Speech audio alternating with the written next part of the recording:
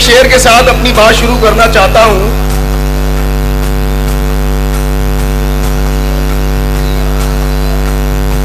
मैं चाहता हूं कि निजामे कोहन बदल डालूं। मैं चाहता हूं कि निजामे कोहन बदल डालूं, मगर ये मेरे बस की बात नहीं। उठे हो मेरी कौम के जिंदा लोगों, 2 4 10 5 की नहीं, हम सब की बात है। तो आज नखलों के इस मैदान में एक तहरीक लिखी जा रही है, और जो मुस्लिम पसमानदा कौमें अब तक मुत्तहद होकर अपने हकूक की लड़ाई नहीं लड़ पा रही थी, उसको एक आवाज देने के लिए भाई अनीस साहब ने जो शुरुआत की है, मैं उसके लिए भाई अनीस मंसूरी साहब को अपनी जानिब से दिली मुबारकबाद देता हूं।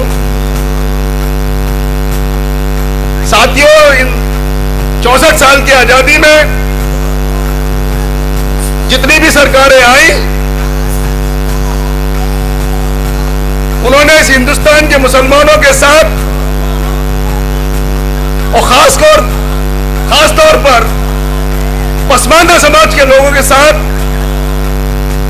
उनके हक के साथ जो हक तलफी की है, वो अब नाकाबिले बर्दाश्त हो गई है। और जरूरत इस बात की है कि अब एक पूरे मुल्क के अंदर एक ऐसी तहरीक चलाई जाए जिससे ये गूर की बहरी सरकारें आपकी ताकत का एहसास कर सके और आपके हुकूक को देने का लखनऊ से चलकर उत्तर प्रदेश में ही नहीं बल्कि पूरे हिंदुस्तान में फैलने जा रही है, और हम लोग उसका इंशाअल्लाह हिस्सा बनने जा रहे हैं। जिला कौशाम्बी से मुन्ना मंसूरी, साजिद मंसूरी, फहीम, अली मोहम्मद, पीरू शाह, मास्टर मंसूर और बन्ने जो गुजरा बिरादरी से हैं, शिवराती भाई, इन सब का भी मैं दिल की गहराइयों से उनका शुक्रिया अदा करता हूँ। अब मैं 2 मिनट के लिए प्रदेश के महासचिव खुर्शीद भाई से कहूंगा, जो बिजनौर से चलकर आए हैं, जिससे पश्चिम की रहनुमाई भी हो जाएगी, वो आए और 2 मिनट में अपने ख्यालात का इज़हार करें। जोरदार तालियों से इनका भी। हम सब लोगों ने सैकड़ों विधायक, सैकड़ों MP हम लोगों ने वोट दे करके बना दिए हैं, लेकिन वो कुछ दिनों के लिए आते हैं वोट मांगने, और उसके बाद 5 साल तक उनका पता नहीं रहता कि वो सांसद जी कहाँ रहते हैं और विधायक जी कहाँ रहते हैं। वो सबको हमें भूल जाते हैं। दोस्तों, अगर उन सांसदों में और उन विधायकों में आप और हमारे बीच के लोग रहेंगे, तो दोस्तों हमारे पसमानदा के लोग सांसद और विधायक बनेंगे, तो हमारा तभी कोई काम सरकार से हम अपने मसले हल करा लेंगे और हमारे सारे काम अपने साथियों के साथ काफिला लेकर के आए हैं। और बड़ी तादाद में बताऊं, जिसके लिए एक अरमान था कि लखनऊ को जाम किया जाए, आज लखनऊ की सड़कों पर चारों तरफ से पसमानदा की बसों से जाम लगा हुआ है। इंशाअल्लाह चाहे घंटा लगे या 2 घंटा, चाहे पसीने से हम तरबतर क्यों ना हो जाएं, लेकिन इस पसमानदा हक को हम हासिल करके ही इंशाअल्लाह दम लेंगे। पीलीभीत से अकील भाई, अनीस भाई, अलीम भाई और मास्टर वलीउल्लाह साहब, और शाहजहांपुर से अतीक भाई जो हमारे मंडल के अध्यक्ष हैं, सुल्तान भाई, रशीद मंसूरी साहब, आबिद मंसूरी जलालाबाद, साबिर मंसूरी परिंडा, यासीन मंसूरी तहेदिल और सईद मंसूरी साहब, और बदायूं से साबिर, एराफ, अबरार, चचा सिराजुद्दीन और मेंबर अलीजान साहब, और बरेली से डॉक्टर फाजिल, मुन्ना मंसूरी, हाफिज उस्मान साहब, अशफाक, राजू, डॉक्टर जो आए हुए हैं महोबा से, मैं उनका दिल की गहराइयों से इस्तकबाल करता हूँ। लखीमपुर खीरी से जनाब हुसैन, अलीम साहब, मोहम्मद इरफान साहब, अमीन भाई, खलील अहमद साहब अपनी टीम के साथ आए हैं, मैं उनका भी इस्तकबाल करता हूँ। सीतापुर से समीउद्दीन साहब, इशरत अली मंसूरी, मोइनुद्दीन मंसूरी और मोहम्मद हारून साहब, उनका भी तहे दिल से शुक्रिया अदा करता हूँ। नौगवा से इसरात प्रधान और उनके साथी आए हुए हैं, उनका भी दिल की गहराइयों से इस्तकबाल है। साबिर हुसैन साहब BTC मेंबर देंगे कि बिना किसी सियासी पार्टी के, बिना किसी ताकत के, अपनी मोहब्बत में अनीस मंसूरी के लोगों का हुक्म चल रहा है। जोरदार तमाम साथी का इस्तकबाल करें जो आ रहे हैं। अतीक मंसूरी साहब जो मंडल अध्यक्ष हैं मैं उनका इस्तकबाल कर चुका हूं और बताऊं कि हमारे अरशद भाई तमाम साथी आए हुए हैं। हम उनकी दिल की गहराइयों से इस्तकबाल करते हैं और इस प्रोग्राम को कामयाब बनाने के लिए उनकी साथियों की जिम्मेदारी है। बस यही उतार दीजिएगा और सब लोग पीछे बैठ जाएं, सारे लोग पीछे बैठ जाएं। जिलाध्यक्ष जी को छोड़ करके सारे लोग पीछे हट करके पीछे बैठ जाएं। अफसोस की बात है कि पसमानदा जिनसे उम्मीद लगाकर आज लखनऊ की सरजमीन पर पूर्ण बहुमत से सरकार बनाने का काम किया, लेकिन हमारे पसमानदा मुस्लिम कौम का एक भी हमारा अगुआ बनाने का काम नहीं किया गया है। लिहाजा हम चाहते हैं अगर हमारे खिलाफ कहीं से भी किसी विधानसभा में अशराफ मुसलमान को टिकट देकर हमारे बीच लाया जाएगा तो ये पसमानदा मुसलमान उसको मुंहतोड़ जवाब देने का काम करेगा।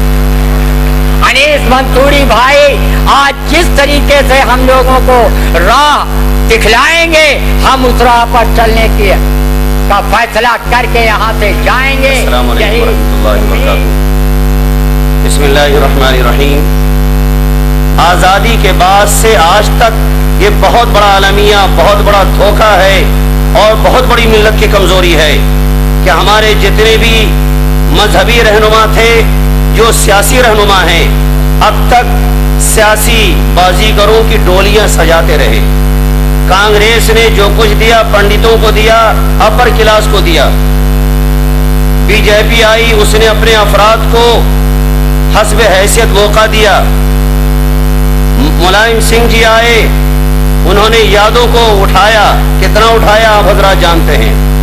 मायावती जी आई, उन्होंने अपने चमारों और दलितों और पिछड़े लोगों को उठाकर आज हर जगह फोर्थ दर्जे का अगर मुलाजिम भी है तो हमें जाके जी सरकार यस सर हमें कहना पड़ता है। दोस्तों, ये मिल्लत की सबसे बड़ी बदनसीबी की बात है कि 20 करोड़ की तादाद अगर मान ली जाए, गवर्नमेंट का सर्वे मान लिया जाए कि 20 करोड़ की तादाद में हम हैं, तो क्या हमारे अंदर इतनी पोजीशन नहीं आ सकती, हमारी हैसियत नहीं हो सकती कि हम सियासी बिसात को उलट करके रख दें? जरूरत है कि टांग घसीटने के बजाय सपोर्ट कीजिए। आप हमें सपोर्ट करना चाहिए। तकरीर का मौका नहीं दोस्तों, अब तक कांग्रेस ने आपको इस्तेमाल किया, सारी सियासी बाजीगरी पार्टियों ने हमें और आपको इस्तेमाल करके इस्तेसाल किया। टाफियां देती रही, हम उसमें खुश होते रहे, भी खाते रहे, मगर जरूरत है इस बात की और हम शुक्रगुजार हैं अपने अनीस साहब के और उनके तमाम कारिंदे जितने भी हिंदुस्तान में जहां जहां से आए हैं। अल्लाह इनकी उम्र में बरकत अता फरमाए, इनके हौसलों को बुलंद फरमाए, अल्लाह इनको साबित कदमी अता फरमाए और अल्लाह ताला मिल्लत के अफराद को इनका सपोर्ट ताउन करने की तौफीक अता फरमाए। आप सब हजरात मिलकर सपोर्ट कीजिए, क्योंकि हमें हक मिलेगा नहीं, ये तय है। ये कांग्रेसी जालिम आ जाए, जितनी सियासी पार्टियां हैं, बीजेपी आ जाए, देखे आप क्या हो रहा है। रुद्रपुर में देखे मुनज़्ज़म प्लानिंग के तहत सब कुछ हो रहा है। जब तक हाथ में कलम नहीं होगा, सियासी ताकत नहीं होगी, आप अपने एक बच्चे की रिहाई और थाने से आप उसको वापस नहीं ला सकते। कुव्वत चाहिए, कुव्वत। सियासी कुव्वत के बगैर आप कुछ नहीं कर सकते। जितने नारे लगा लीजिए और जितने मसाइल के लिए आप धरना प्रदर्शन कर लीजिए, हमारा मुकद्दर सिर्फ धरना प्रदर्शन का रह गया है। इसलिए दोस्तों, जब तक थे मुत्तहिद तो दुनिया पे छाए रहे, जब तक थे मुत्तहिद तो जमाने पे छा गए और बिखरे तो दुश्मनों के निशाने पे आ गए। दोस्तों, एक हौसले का शेर देके जा रहा हूं कि न हम सफर न हम नशी से निकलेगा, न हम सफर न हम नशी से निकलेगा, हमारे पांव का कांटा हम ही से निकलेगा। जब हम चाहेंगे कि अपने मसाइल हल हों तो हम भीख मांग कर नहीं, अपनी जोर बाजू से, अपनी कुव्वत से अपना हक छीनने की कोशिश करेंगे, तब इंशाल्लाह आपको आपका हक मिलेगा। वरना आपको नारे लगवा कर, आपको डोलियों में कहार बनाकर के इस्तेमाल होता किया जाता रहेगा। बस आखिरी बात कहकर अपनी बात खत्म करता हूँ और मुकर्रीन है, आप हजरात उनसे सुने और सियासी इस्तिफादा करें कि अपने जंग पे लड़ती है, अपने बल पे लड़ती है, अपनी जंग हर प्योरी। अपने बल पे लड़ती है, अपनी जंग हर प्योरी। नाम से बुजुर्गों के अजमतें नहीं मिलती। जब आप चाहेंगे कि हमें ये काम करना है और आपके दिमागों में सौदा सवार हो जाए कि हमें अपना हक छीनना है, भीख नहीं मांगना है, तो इंशाअल्लाह आपको आपका हक मिल के रहेगा। देर आयत इंशाअल्लाह दुरुस्त आयत, ये तय कर लें आप। मगर एक गुजारिश के साथ अपनी बात खत्म करता हूं कि आपने अपने मुस्लिम सियासी रहनुमाओं का सियासी किरदार भी देखा है आपने। बकौल शायर की क्या करें अहले जमाने से तगाफुल का गिला, क्या करें अहले सियासत से तगाफुल का गिला। गैर तो गैर हैं, अपने भी बदल जाते हैं। जब हालात बनते हैं, कुर्सियां मिलती हैं, इक़्तिदार पर वो बराजमान होते हैं, तो फिर भूल जाते कि हमारी अंसारी बिरादरी ने हमें किन बुनियादों पर, किन तवक्कुआत की बुनियाद पर हमें यहाँ तक पहुँचाया था। इसलिए मैं जरूर गुजारिश करूंगा कि जो भी हमारे रहबर हैं वो किरदार न पेश करें कि हो जाए इलेक्शन तो कभी मुड़ के न देखें। इस दौर में नेताओं की पहचान यही है, हमेशा हमें इस्तेमाल किया जाता है, हमारा इस्तेसाल होता है। मैं दिल से कदर करता हूँ अपने इन भाइयों की कि जो आए हैं और इतना बड़ा मजमा यहाँ आया है, उनके इस्तकबाल में खुदा करे कि अल्लाह ताला इस मजमे को कबूल फरमाए और इस मजमे को मिल्लत की खैर, मिल्लत की फलाह का अल्लाह ताला जरिया बनाए और हमारे मौलाना ईसा साहब दामद बरकातुहू का अल्लाह साया तादीर कायम रखे ताकि मिल्लत इस्लामी आपके फैज़ से मुस्तफीद होती रहे और सियासी रहनुमाई हमारी होती रहे। अल्लाह हम सबको अमल की तौफीक अता फरमाए, आपस के अंदर इत्तेफाक इत्तेहाद पैदा फरमाए और जो सियासी रहनुमा है अल्लाह ताला उनकी भी जान माल इज़्ज़त और आबरू की हिफाजत फरमाए, उनके हौसलों को बुलंद फरमाए। वाखिर दावाना अल्हम्दुलिल्लाह रब्बिल आलमीन। अस्सलामु अनीस मंसूरी जिंदाबाद, अनीस मंसूरी जिंदाबाद, अनीस तुम संघर्ष करो। और ये जो खतौली के नौजवान बच्चे जावेद और बबलू और नदीम भाई, तमाम उनकी टीम और शकील भाई, हमारे मुल्ला टिप्पी साहब जिनकी मिसाल दी जाती है कि आज वो बुढ़ापे में भी जवान है, उन तमाम साथियों का जोरदार तालियों से इस्तकबाल है। वो अपनी जगहों पे बैठ जाएं, मंच पर कोई साथी ना आए। आज पता चलना चाहिए कि अनीस मंसूरी का एक एक सिपाही अपने खून का एक एक कतरा बहाने के लिए तैयार है और अपनी मोहब्बत का सबूत देंगे। जावेद सबको रोक दो, सब वहीं रहेंगे आज, शकील भाई वहीं रहिए, जैसा कि कहा गया है, सब लोग वहीं रहे। भले ही कल हम पासमानदा समाज में न हो, भले ही कल हम पासमानदा समाज में न हो, बहारों से तेरा पता पूछ लेना, न होगा पासमानदा में घर तुम्हारा, बच्चे बच्चे से तुम अपना पता पूछ लेना। ऐ वतन की रेत, ऐ वतन की रेत, मुझे एड़ियां रगड़ने दे, मुझे यकीन है पानी यहीं से निकलेगा, पानी यहीं। जोरदार तालियों से इनका इस्तकबाल करिएगा। कौन कहता है मौत आई तो मर जाएंगे, हम तो दरिया हैं समुंदर में उतर जाएंगे। अनीस मंसूरी का काफिला पसमानदा समाज के ये जाबाज सिपाही हर मिनट बड़ी तेजी से बढ़ते चले आ रहे हैं। मैं तमाम साथियों का मैं कहूंगा वहीं से मुड़ जाएं, इस साइड पर मुड़ जाएं। जोरदार साथियों का जो रोड से भरा हुआ काफिला चला रहा है, मैं उन तमाम साथियों का इस्तकबाल करता हूं और उन्हें दिल की गहराइयों से मुबारकबाद देता हूं कि वो आए और हमारी पसमानदा की फौज में शामिल हो जाएं। जोरदार तालियों से इस्तकबाल कीजिए अपने आने वाले मेहमानों का। अनीस मंसूरी जिंदाबाद, अनीस मंसूरी जिंदाबाद, शफीक भाई जिंदाबाद, शफीक भाई। चल रही जायो निस भैया मोर बाने, जैसन चल रही जायो निस भैया मोर बाने, नेता पे जोड़ बाले हो, जैसन चल रही जायो निस भैया मोर बाने, नेता पे जोड़ बाले हो। आज पश्माना तबका चाहे एजुकेशन के एतबार से हो, चाहे राजनीति के एतबार से हो, किसी भी विषय पर हो, आज मुसलमानों में जो पश्माना तबका है, बैकवर्ड जमात है, इसकी हर विभाग में हर जगह भागीदारी कम है। अब इसको बढ़ाने के लिए हिंदुस्तान की सरजमीन पर एक ऐसा नौजवान उभरता हुआ शेर दिल, शेर बदर अनीस मंसूरी साहब खड़े हुए हैं। अगर आप लोगों ने इनकी हिमायत किया आप लोगों के साथ कंधे से कंधा लगा करके आपने अगर सपोर्ट किया तो इंशाअल्लाह उत्तर प्रदेश नहीं, इसका रिजल्ट पूरे हिंदुस्तान में आएगा।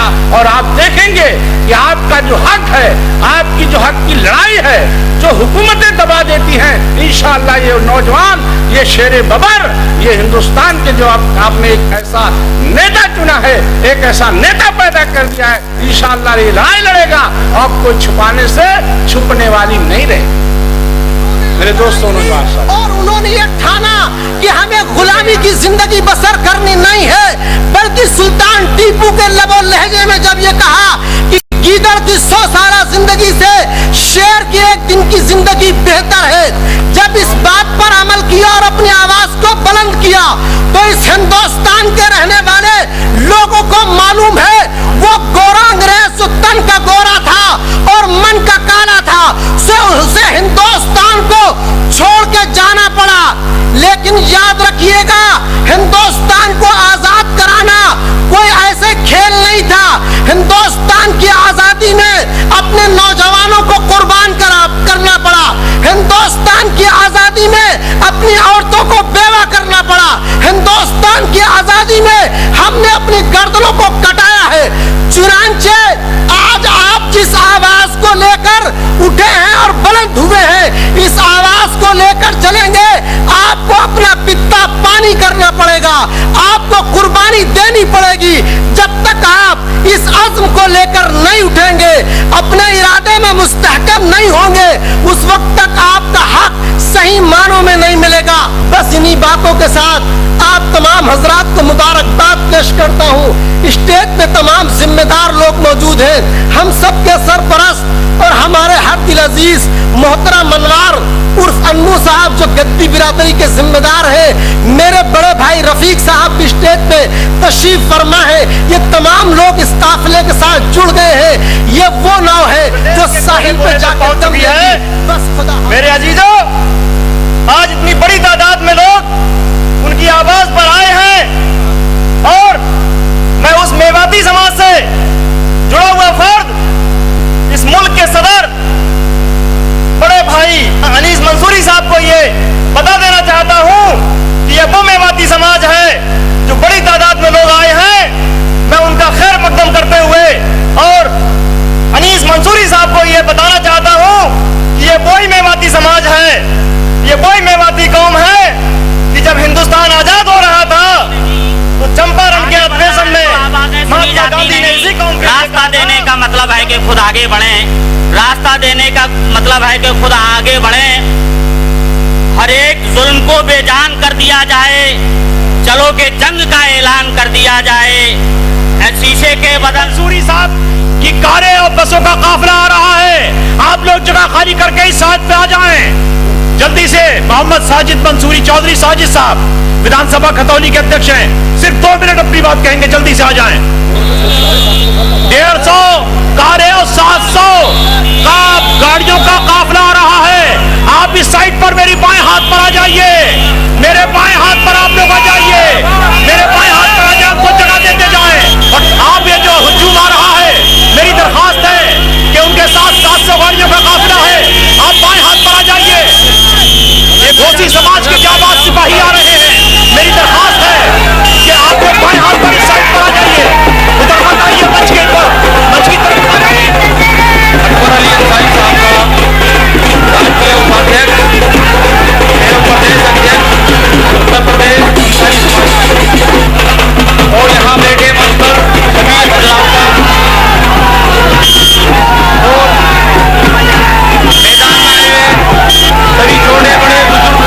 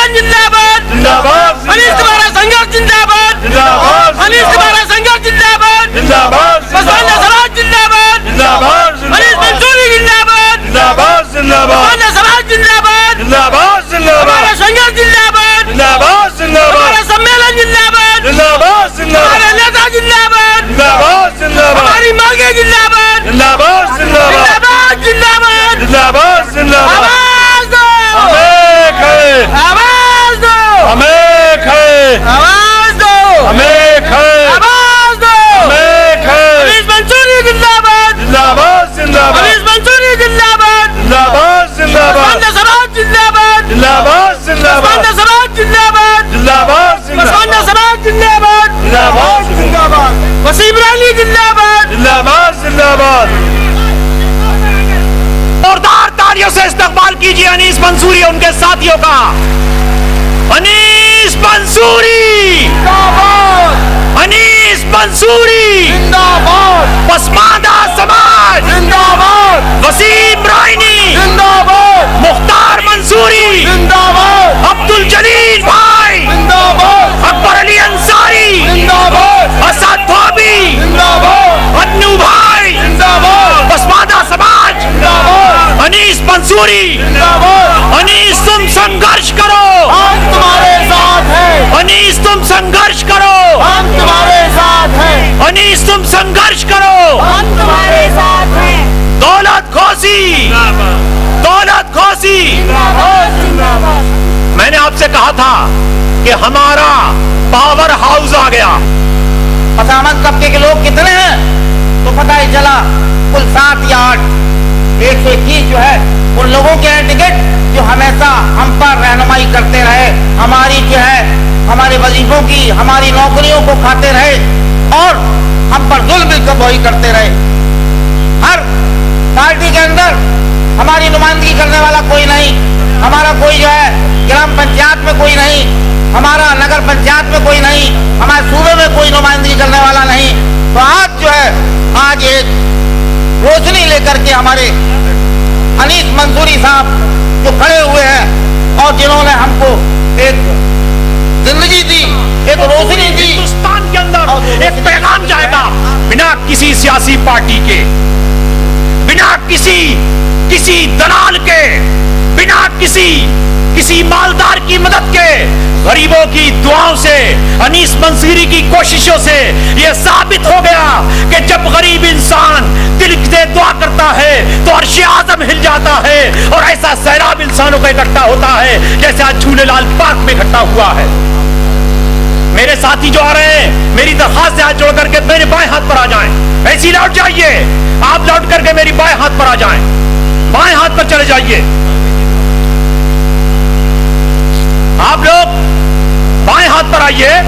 जो वॉलंटियर्स पसमानदा समाज के लखनऊ के हैं, उनसे मेरी दरख्वास्त है, अब तो हवा में रहनुमा, इस मुल्क की सियासत की दुनिया में लिखने वाला और तहरीर करने वाला और अपनी पहचान बनाने वाला नाम अनीस मंसूरी का, उन्हें सुनने के लिए हम आए हैं। आस मोहम्मद साहब 2 मिनट में अपनी बात रखिए। शुक्रिया अंजुम भाई। हम लोग जानते हैं और ये बात अच्छी तरह से समझ गए हैं कि आज हमको सुनना ही अनीस भाई को है। पहली कुछ जरूरी बातें हैं जो बताई जानी चाहिए और आज सुनने के लिए सिर्फ अनीस मंसूरी है। बस मैं वो बता देना चाहता हूँ कि शासन, देश और उत्तर प्रदेश की सियासतदान पार्टियां, राजनीतिक पार्टियां अनीस मंसूरी जी के बारे में क्या सोच रही हैं। ये बात अब तक चूंकि कही नहीं गई है, इसलिए बतानी जरूरी हो गई है। एक बात को मैंने पहले भी कहा था और अब मैं आपको बताता हूं। 3 महीना पहले इंग्लैंड का एक डेलीगेशन भारत में आया था और पसमानदा जमात जो देश में काम कर रहे हैं, बैकवर्ड मुसलमानों के लिए जो लोग काम कर रहे हैं, उन पर रिसर्च कर रहा था। रिसर्च करते समय वो विभिन्न बिरादरियों में किस व्यक्ति ने किसके लिए कितना काम किया अपने समाज के लिए, यह तय कर रहा था। तो ये बात आपके लिए बेइंतहा फक्र करने वाली बात है। इस रिपोर्ट को राहुल गांधी ने पढ़ा, माना था। बेइंतहा फक्र करने वाली बात है कि उत्तर प्रदेश में पसमानदा जमात के लिए सबसे ज्यादा काम करने वाला आदमी, सबसे ज्यादा काम करने वाला नेता के तौर पर अनीस मंसूरी का नाम उस लिस्ट में सर्वप्रथम था, सबसे ऊपर था। अब इससे ये बात साबित होती है कि अनीस मंसूरी कितनी तेजी से आम जन के अंदर पकड़ बना रहे हैं कि इंग्लैंड से रिसर्च करने आने वाली टीम ये बात मान कर जा रही है। अब बहुत सारी चीजें पिछले कुछ समय से हम लोग ये महसूस कर रहे हैं, कुछ चीजें अंडरस्टूड है, बताने के लिए मनाही की गई है। लेकिन बस इतना कह देता हूं कि मैं इंशाल्लाह जल्दी ही अपना एक न्यूज चैनल लॉन्च कर रहे हैं। मूलतः पत्रकार हूं, चूंकि पत्रकारिता में हूं, 10 साल से हूं, उत्तर प्रदेश का सबसे कम उम्र को संपादक रहा हूं, इसलिए बहुत सारे अधिकारी भी जानने वाले हैं, बहुत सारे नेता भी जानने वाले हैं। अल्लाह की कसम खाकर कहता हूं, मैं आज तक किसी नेता से नहीं मिला जो अनीस मंसूरी के किरदार की बराबरी कर सके। कमाल का किरदार है, कमाल का किरदार। कोई लालच नहीं, सबका सम्मान। और असली नेता, एक नेता के अंदर जो क्वालिटी होनी चाहिए, एक नेता के अंदर क्वालिटी होनी चाहिए जो अपना अहित सोचकर, अपना नुकसान करके तुम्हारे लिए फिदा होने को तैयार हो जाए, ऐसा नेता है अनीस मंसूरी। गलती मत कर देना, हिलाने की तैयारी हो गई है, अंडरस्टूड बात है। शासन पूरी तरह से हिल गया है, पूरी रात सो नहीं पाया लोकल एडमिनिस्ट्रेशन। लोकल इंटेलिजेंस पूछता रहा कितने लोग आ रहे हैं, उन्होंने ख्यालों में भी नहीं सोचा था ये हो सकता है। ये आपने कर दिया, ये आपने कर दिया। अगर पसमानदा समाज के लोग इतनी बड़ी संख्या में हरियाणा से, उत्तर प्रदेश से और उत्तर प्रदेश के जोरदार तालियों से इस्तेमाल कीजिए। अनीस मंसूरी, अनीस मंसूरी, अनीस मंसूरी, अनीस तुम संघर्ष करो, तुम्हारे साथ है। अनीस तुम संघर्ष, तेरा खुशी जिंदाबाद, तेरा जिंदाबाद, पसमानदा समाज जिंदाबाद, पसमानदा समाज जिंदाबाद, जिंदाबाद। अनीस तुम संघर्ष करो, हम तुम्हारे साथ हैं, हम तुम्हारे साथ हैं, आगे वो लड़ाई है। शानू मंसूरी साहब उन्नाव के सदर हैं, जो 51 बसें और 150 छोटी गाड़ियों मोसी हवाई अड्डे के पास फंसा हुआ है। 45 बसों का काफिला फैजाबाद से आ रहा है और इस टाइम पूरा लखनऊ, जो हमने आपसे वादा किया था कि इंशाअल्लाह हम लखनऊ जाम कर देंगे, आज लखनऊ जाम हो चुका है। और इंशाअल्लाह जब 12 विधानसभा होगी तो हम बता देंगे कि जहां पर मुसलमान आबादी है वहां पर 85% आबादी पसमानदा समाज की है। जहां पर अनीस मंसूरी आवाज देगा वही विधानसभा में जाएगा, वरना वो चारों खाने चित होकर बेहोश हो जाएगा, लेकिन विधानसभा नहीं जा सकता है। जीना इस दौर में तो कोहराम मचा दे, जीना इस दौर में तो कोहराम मचा दे। और राष्ट्रीय अध्यक्ष अनीस मंसूरी साहब की जानिब से ये पैगाम कि आज तो हमारा है, कल तुम्हें मुबारक हो। आज तो हमारा है, कल तुम्हें मुबारक हो। मैं शजर लगाता हूं, फल तुम्हें मुबारक हो। मैं शजर लगाता हूं, फल तुम्हें मुबारक हो। आज इस रैली में मुझे एक मसला वाजे करना था, वक्त नहीं कि मैं उस मसले की तरफ आपके ज़हन को लेकर के जाऊं, लेकिन मैं बताना ये चाहता हूं कि आज पूरा पसमानदा समाज अपने हक को हासिल करने के लिए झूलेलाल मैदान में हासिल है। हम यूं ही हक हासिल करने नहीं आए हैं, बल्कि हमारा इस्लाम ये दर्श देता है कि तुम अपना हक हासिल करो। और पैगंबर आज़म सल्लल्लाहु अलैहि वसल्लम की जिंदगी को आप देखें तो पैगंबर आज़म सल्लल्लाहु अलैहि वसल्लम ने किस अंदाज से हक हकदार तक पहुंचाया है। तारीख में आया है कि जब हजरत दाई हलीमा मुस्तफा जान रहमत सल्लल्लाहु अलैहि वसल्लम को दूध पिलाना शुरू की तो मेरे आका ने दाहिनी तरफ का दूध कबूल फरमाया और बाईं तरफ के दूध से मुंह फेर लिया। गोया मेरे आका फरमा रहे थे, दाई हलीमा ये बाईं तरफ का हक मेरा हक नहीं है, मेरे रजाई भाई का हक है। और आइए मैं एक और तारीख बताऊं, जब मुस्तफा जान रहमत सल्लल्लाहु अलैहि जो ये रैली हो रही है भारत की तारीख में अपनी नौइयत की पहली रैली है। रैलियों का नाम आपने सुना होगा, रैलियों की नौइयत को आपने देखा होगा, लेकिन लफ्ज़ पसमानदा के साथ भारत में ये पहली रैली हो रही है। ऐ भारत के मुसलमानों, पैगाम याद रख लेना, मुसलमानों के ताल्लुक से कहा जाता है जाग कर सो जाता है, उठकर बैठ जाता है, बैठकर रास्ता छोड़ देता है। लेकिन आज तुम्हें बता देना है, हम उठे हैं तो उठे रहेंगे और अनीस मंसूरी के हाथ को मजबूत करते रहेंगे। और सुनो, एक आखिरी बात इस रैली से कहकर मैं अपनी गुफ्तगू खत्म करना चाहता हूँ। हम यूं ही हक मांगने के लिए नहीं आए हैं। भारत की आजादी में हमारा कम योगदान नहीं था, भारत को आजाद कराने में हमारा कम सहयोग नहीं था। अरे हमारा हाल तो ये है कि मदीना तक में हमने मुल्क की खातिर खातिर दुआ मांगी, किसी से पूछ ले इसको वतन का दर्द कहते हैं। हम मदीना और मक्का भी जाते हैं तो वतन के लिए ही दुआ मांगा किया करते हैं। लिहाजा मैं इन्हीं बातों के साथ अपनी गुफ्तगू की हालत है। तो एक भाई जो था जंगल गया, उसके 6-7 लड़के थे, हाशिया कफावला वगैरह सब हाथ में ले गया। चौधरी है तो दूसरे समझे कि तुझसे हकीर है, बराबर में बिठाने तैयार नहीं। जबकि अल्हम्दुलिल्लाह सलाम वालेकुम करने के बाद हमारा सारा झगड़ा खत्म हो जा। उसका पता चल गया मुसलमान है। और फिर हम जात बिरादरी में जाओ तो बहुत गंदी बात है। और देखो जब तक तुम हिसाब से ना चलो काम बढ़िया नहीं चले। उर्दू का शेर है, मैं अकेले चलाता जानिबे मंजिल मगर लोग आते गए कारवा बनता गया। तो अल्लाह का करम है, कारवा तो बहुत बड़ा बन गया। अब इसे संभालने की जरूरत है। और तुम्हें अल्लाह ने रहबर भी बहुत अच्छा दे दिया, अल्लाह का करम है। मुझे एक और शेर याद है, हजारों साल नरगिस अपनी बेनूरी पर होती है, बड़ी मुश्किल से होता है चमन में दीदावर पैदा। आज अल्लाह का करम है, हमें अल्लाह में रहबर अनीस मंसूरी जैसा दे दिया। हमें इन्हें इत्तफाक करके और इनके ऊपर हमें लब्बैक कहनी चाहिए जब इंशाल्लाह काम होगा। और हम एक बात तय कर लें कि अनीस की माननी है, फिर सब तुम्हारी मानेंगे। तो एक बात तो बताओ, मैं पश्चिम का रहने वाला हूँ, ऐसा तो ना हो रहा है जाट में बैठे जा रहे। भाई टाइम बहुत हो गया, लोग कल के चले हुए हैं। और हमें तो एक ही बात की खुशी है, जो लोग आए हैं आज चेहरा समझने के लिए आखिरी रैली है। हमें लड़ाई बहुत लड़ना है। अभी कहीं कोई गलती अगर हमसे या हमारे कार्यकर्ता से कहीं हो गई हो, लाने में किसी को और पहुंचाने में हो जाए तो खुदा का वास्ते माफ कर देना। सारी बिरादरी मेरे साथ आई है, मैं चाहता हूँ, बाकी अनीस भाई बताएंगे। इतना ही बहुत है मुझे कि आज सारी बिरादरी मेरे साथ आ गई, अनीस भाई के साथ आ गई। सब बिरादरियों के प्रदेश अध्यक्ष बैठे हुए हैं, सबने देख लिया है।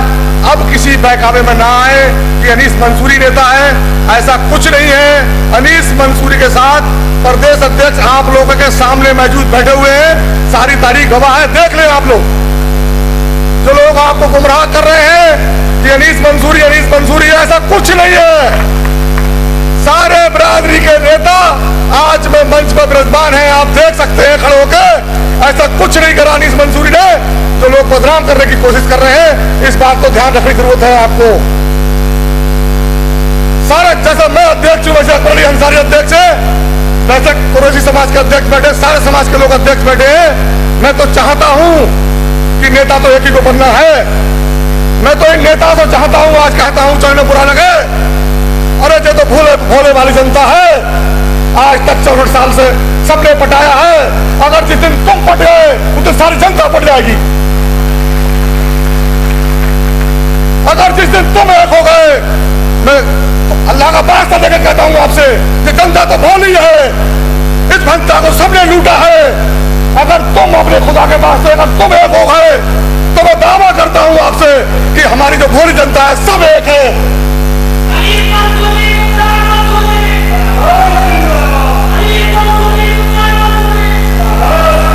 जो लोग मंच पर बैठे हैं, मैं वादा कर रहा हूं आपसे कि जनता वो जनता है जो प्रधान से लेकर प्रधानमंत्री बनाता है।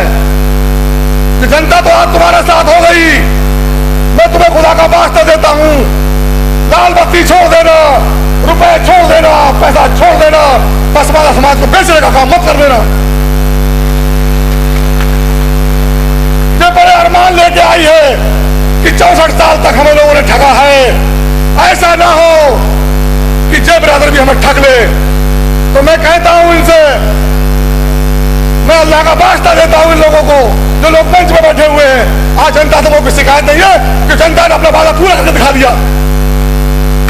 मैं तो आज इन लोगों से कहना चाहता हूं, अगर कहीं कमजोरी तुम्हें है तो मैं वादा करता हूं, हम जितने पसमानदा समाज के लोग हैं, चाहे हमें एक एक दिन गोश्त क्यों छोड़ना पड़ जाए, हम आपकी भरपाई पूरी कर देंगे। हम अपने बच्चों की गाड़ी में कार नहीं देंगे, मोटरसाइकिल नहीं देंगे, हम आपकी भरपाई पूरी करेंगे। आप लोग हमें नेताओं ने बेचा है आज तक। आज तक अगर कोई बेचने वाला है तो मैं नेता है। मेरी बात लगा किसी नेता को तो ही माफ कर देना, रास्ते में घेरने का काम मत कर रहा। मैं दावा कर रहा हूं आपसे कि जनता ये भोली है। मुख्तियार भाई के कहने पे 501 बसों का काफिला लेकर जब मेरे साथ चल दी तो मैं कौन सा नेता हूँ? अगर नेता मुझे बनाया है तो अनीस मंसूरी ने बनाया है, अकबर अली अंसारी ने बनाया है, वसीम रानी ने बनाया है, गस्तार साहब ने बनाया है। अगर मैं नेता बना हूँ तो जो सारी बिरादरी बनी है इनसे नेता बना हूँ। किसी की परेशानी आ सकती है तो आप सारे मिलके, सारे अध्यक्ष मिलके, राष्ट्रीय अध्यक्ष मिलके, अगर कोई अध्यक्ष कोई कमजोरी में फंस गया तो अल्लाह के वास्ते उसकी मदद कर देना, किसी के आगे बिकने का काम मत करना। मैं आज इसलिए कह रहा हूं, दिल दिखा हुआ है कि आज जो मंच देख रहे हो इतनी बड़ी किसी माई के लाल ने नहीं दी। ये सब आप लोगों का मंच है जो मैं आज इस मंच से बोल रहा हूं, किसी ने मंच नहीं दीजिए। तो मैं कहता हूं आपसे, कुछ लोग जो पूंजीपति लोग हैं हर बिरादरी में, अल्लाह का वास्ता देता हूं कि अगर कुछ रहे तो 2% रुपए निकाल दे, बस मेरा समाज का काम अपने आप हो जाएगा।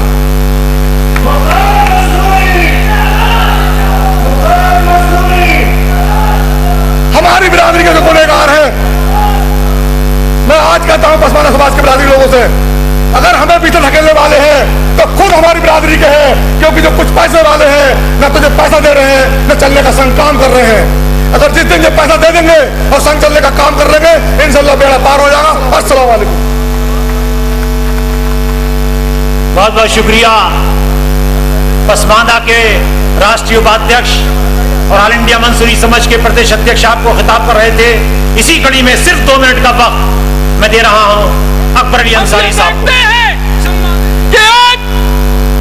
जितनी भी राजनीतिक पार्टियां हैं, चाहे वो कांग्रेस हो, उसने भी जो है हमारे वोटों को हासिल करने के लिए अपना एक सलमान खुर्शीद जैसे लोगों को अपने एजेंडे के रूप में पाल रखा है।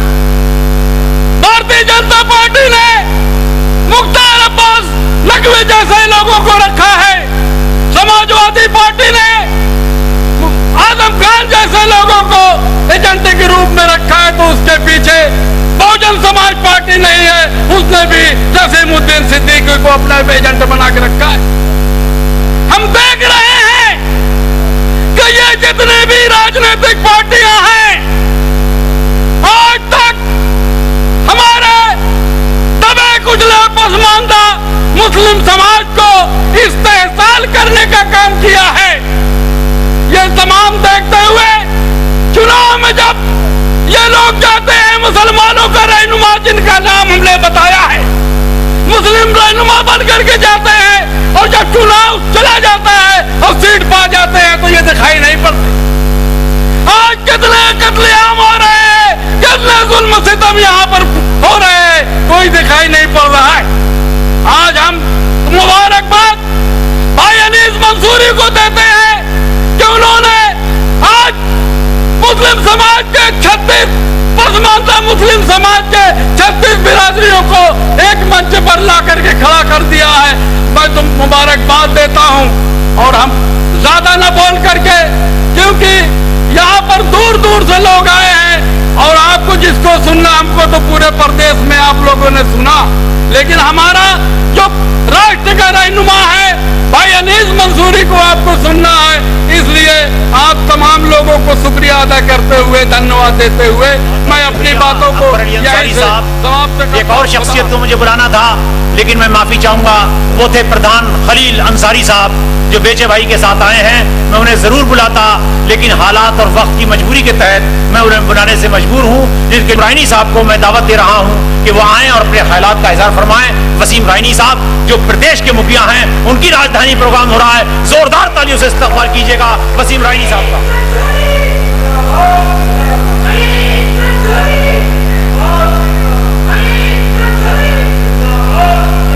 अस्सलाम वालेकुम।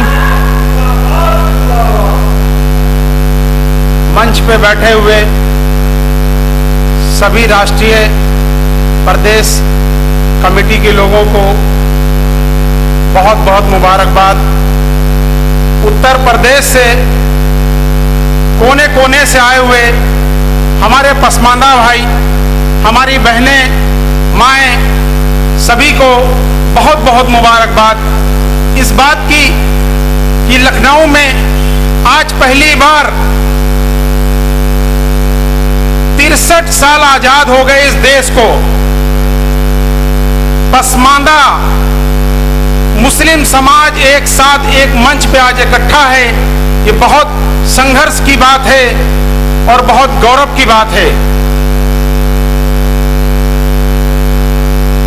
इतनी बड़ी तादाद में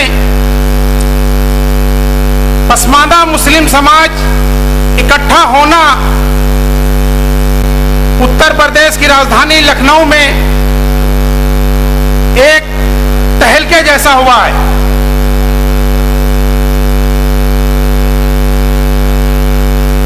हमको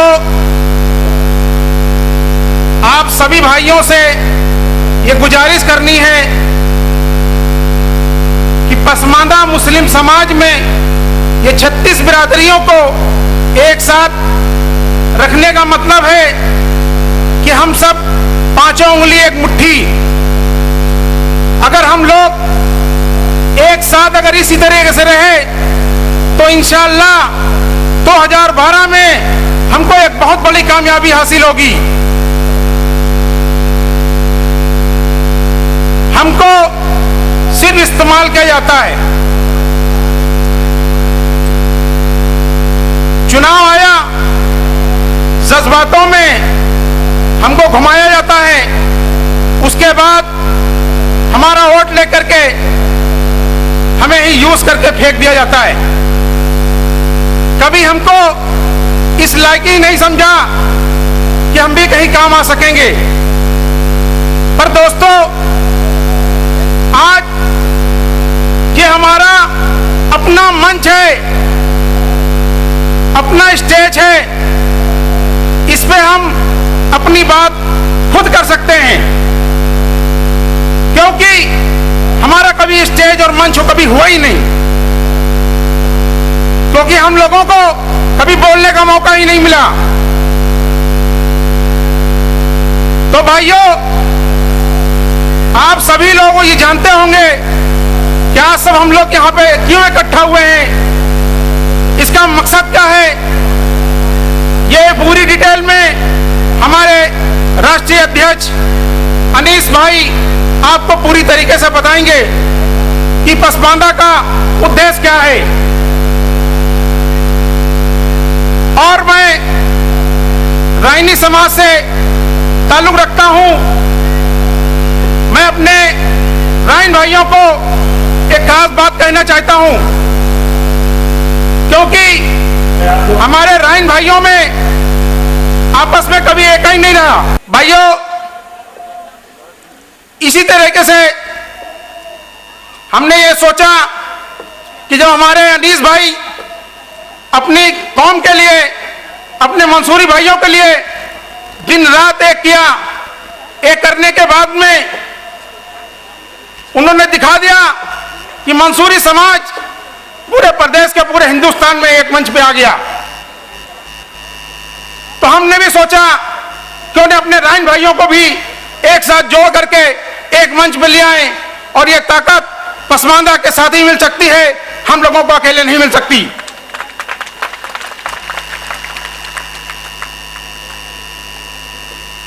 भाइयों, कहना तो बहुत कुछ चाहता हूं, क्योंकि वक्त बहुत कम है और अभी बहुत लोगों को बोलना है। आप सभी से बस इतनी गुजारिश करता हूं कि पसमानदा मुस्लिम समाज को अगर आपने मजबूत किया, जैसा कि रसूल पाक सल्लल्लाहु अलैहि वसल्लम ने जब जिस वक्त यहाँ से मक्का से हिजरत की थी तो मदीने मुनव्वरा पहुँचे जब, तो आपने तमाम लोगों को इकट्ठे किया। उसमें किसी को इस्लाम की दावत नहीं दी, किसी को मुसलमान बनाने की दावत नहीं दी थी, और सबको ये कहा कि आप आएँ और हमारी बात कहें और हमारी बात सुनिए। आपने अपनी बात कही कि मक्का के लोगों से हम भी परेशान, हम एक साथ जुट होकर इसको साथ साथ इस लड़ाई को लड़ेंगे। साथियों, जब ये बात हम शहर के अंदर बड़े अफसोस के बाद साथ कहना पड़ा, मुझे कोई गम नहीं छुपाने का, और मैं माफ़ी चाहूँगा आए हुए मेहमानों से कि यहाँ मेज़बानी हम बिल्कुल नहीं कर पाए। हम रो नहीं रहे, बाकी सब कुछ कर रहे हैं। 10,000 नहीं 50,000 का मजमा सिर्फ लोकल होना चाहिए, सभी पसमानदा लोगों के बीच जाए, जब ये सब बात हमें पता चली कि साहब अनीस मंसूरी समाज का अध्यक्ष क्यों, इदरीसी समाज, हाँ सही कह रहा हूँ मैं भी इदरीसी समाज बहुत बड़ा समाज है, अंसारी समाज बहुत बड़ा समाज है, घोसी समाज बहुत बड़ा, उसका ही अध्यक्ष क्यों नहीं। साथियों, अभी जो मैंने मिसाल दी है वो सिर्फ इसलिए दी है कि रसूल पाक सल्लल्लाहु अलैहि वसल्लम ने जो मसला किया था, जब उसके बाद ये हुआ कि इसमें कोई एक कमेटी ऐसी बने तो कमेटी में कोई अध्यक्ष होगा, तो कोई उपाध्यक्ष होगा, कोई सेक्रेटरी होगा, तो जिसने जो अच्छा मशवरा रखा तो क्या कोई दूसरे को बनाया जाएगा? उन सारे गैर मुसलमानों ने एक ही हिदायत की, एक ही आवाज लगाई, या रसूल अल्लाह, अपने जिंदगी के एक एक लम्हे तक उनको अध्यक्ष माना जाएगा और आगे जो भी लड़ाई उनकी होगी, आज ये ऐलान है, इसको कतई ये मत समझिए कि फतेह हो गई, आज जंग की ऐलान है, आगे लड़ाई बहुत बढ़नी है। अल्लाह। अब इस कड़ी में बहुत बहुत शुक्रिया अब्दुल नईम इदरीसी साहब। अब इस कड़ी में लंदन से आए हुए हमारे मेहमान खुसूसी से मैं उनसे भी देखिए आपके सामने दरखास्त कर रहा हूं। वमा अरसलनाका इल्ला रहमतन लिल आलमीन। मेहमानाने मोहतरम, खवातीन व हजरात, वक्त बहुत हो गया है और कोई लंबी बात कहने का यह मौका नहीं है। मैं सिर्फ मुबारकबाद देने और दुआ देने के लिए यहाँ पर हाजिर हुआ हूँ। मैं 36 साल से लंदन में रहता हूँ, मेरी अपनी मसरूफियात हैं। अल्हम्दुलिल्लाह 4 कॉलेज हैं हमारे, 2 बच्चों के 2 बच्चियों के, हमारा अपना चैनल है, अपना अखबार है और हर साल दुनिया के 10 मुल्कों में जाना होता है। अभी भी मेरा अमेरिका का जाने का तय था प्रोग्राम, अनीस भाई की दावत पर। हालांकि मैं हर साल यहाँ पर आता हूँ, लेकिन आम तौर पर जनवरी फरवरी में आता हूँ, सर्दियों में। ये मौसम मेरे लिए नाकाबिले बर्दाश्त है। अनीस भाई की पुकार और दावत पर लब्बैक कहता हुआ और ये समझकर कि अनीस भाई अल्लाह ने इतना बड़ा काम लिया है। मैं हमेशा यूपी आता था, लेकिन मुझे नहीं पता था कि मंसूरी बिरादरी कौन है, कहाँ है, कितनी है। एक बिखरी हुई बिरादरी को उन्होंने मुस्तमे कर दिया। बहुत बड़ा काम अल्लाह ने उनसे लिया है और मेरी दुआ है कि अल्लाह तबारक तआला उनके जरिए से ये काम तकमील को पहुँचाए। मैं जो बात कहना चाहता था, अल्लामा इकबाल ने एक मिसरे में कह दिया, मोहम्मद अरबी से है आलम अरबी। यानी इकबाल के कहने का मतलब यह है कि ना मोहम्मद रसूलुल्लाह सल्लल्लाहु अलैहि वसल्लम से पहले अरब की कोई हैसियत थी और न आज मोहम्मद रसूलुल्लाह के दामन छोड़ने के बाद अरब की कोई हैसियत है। हम सब की हैसियत अगर है तो कुरान के साथ है, मोहम्मद अरबी के पैगाम के साथ है और अल्लाह के साथ है। ये जो जंग हुकूक की लड़ी जा रही है बहुत ज़रूरी है और हाथ बटाना अनीस भाई का बहुत ज़रूरी है। लेकिन मैं आज जो बात आपके कान में डालना चाहता हूँ वो ये कि अगर हमें जितना चाहे रिजर्वेशन मिल जाए, 20% पार्लियामेंट में हमको मिल जाए, माल के नक्शा में मिल जाए, मुलाजमतों में 20% मिल जाए, लेकिन तब भी हमारे मसाइल हल नहीं होंगे। हमारे मसाइल के हल होने के लिए 2 बातें ज़रूरी हैं। एक तो खुदा के साथ हमारा कनेक्शन ठीक हो, हम जब हाथ उठाएं तो ये महसूस करेगा हम इसको जानते हैं, वो हमें जानता है। और दूसरा मोहम्मद रसूलुल्लाह सल्लल्लाहु अलैहि वसल्लम के साथ हमारा कनेक्शन और ताल्लुक ज़रूरी है। अगर ये नहीं होगा तो सारी जद्दोजहद बेकार होगी। और हमें इस बात की ज़रूरत है कि उस पैगाम को ना भुलाएं। इस मुल्क में 1000 साल तक हमने हुकूमत की है, हमारी तादाद 5% भी नहीं थी। हुजूर जब पैगाम लेकर आए थे, अरब का बद्दू जिसे कोई 5 बिठाने के लिए तैयार नहीं था, वो 15 साल के अरसे में यूरोप, एशिया और अफ्रीका पर उसके हुक्मरानी ही नहीं, उसके दिलों में उसकी मोहब्बत डाल दी गई थी। तो ये दरवाज़े रहमत के अल्लाह के खुले हुए हैं। हमें अहलियत और सलाहियत पैदा करनी होगी। सलाहियत के बगैर कोई कौम आगे नहीं बढ़ती। अमेरिका, यूरोप में आज 2% भी यहूदी नहीं है। सारा मीडिया उनका है, सारी यूनिवर्सिटियाँ उनकी है, सारे जज उनके हैं, सारे हुक्मरान उनके गुलाम हैं। उन्होंने अहलियत पैदा की तालीम में। साइंस में, मीडिया को काबू करने में, इंसानियत की तखरीब और बर्बादी के लिए आपको और मुझे अहलियत पैदा करना है। इंसानियत को आबाद करने के लिए, इंसानियत को सही रास्ते पर डालने के लिए कि वो शख्स मोहम्मद रसूलुल्लाह सल्लल्लाहु अलैहि वसल्लम का उम्मती हो नहीं सकता जो पूरी इंसानियत का दर्द महसूस न करे, इंसानियत की भलाई के बारे में ना सोचे और इंसानियत को रहनुमाई के बारे में ना सोचे। बस ये हमारी जिम्मेदारी है दुनिया और आखिरत में। बस इस पर अपनी बात मैं ख़त्म करूँगा, वक्त बहुत कम है। मुबारकबाद देता हूँ अनीस भाई को और आप तमाम को कि आपने उनकी बात पर लब्बैक कही और आप उनकी एक आवाज़ पर यहाँ पर तशरीफ़ लाएँ। इसी तरह पर इनके हाथ मजबूत रखिए और वो आपके बेलौस रहनुमा हैं। इंशाअल्लाह अल्लाह ने जो सलाहियत उनको दी है, इंशाअल्लाह वो आपको सही रहनुमाई करेंगे और आपके हुकूक की जंग आखिर तक लड़ते रहेंगे। वमा अलैना इल्लल बलागुल मुबीन। बहुत बहुत शुक्रिया हमारे मेहमान खुसूसी। मैं माफ़ी चाहूँगा कि वक्त की मसरूफियात में कुछ बहुत सारे ज़रूरी ऐलान रह गए। आज के इस प्रोग्राम की सदारत भी मौलाना ईसा साहब कर रहे थे और अब मैं बिना किसी देरी के एक ऐसे बच्चे को आपके सामने पेश कर रहा हूँ जिसने फिल्मी दुनिया के अंदर अब्दुल सत्तार साहब जो मुजफ्फरनगर के अध्यक्ष है और मेरे भाई समीउल्लाह साहब, शफी भाई मैनपुरी वाले, हाजी मकसूद भाई, मैं आप सबको बता दूं दोस्तों, अनीस मंसूरी का हुक्म हमारे और आपके लिए फुल फ्लैश ऑर्डर है। क्या आप इनकार करोगे? नहीं करोगे ना? वैसे समझोगे कभी साहब ने बुलवाया नहीं। अनीस भाई का कहना है कि मैं अपने लोगों को तकलीफ में देखता हूं तो मेरा दिल रोता है।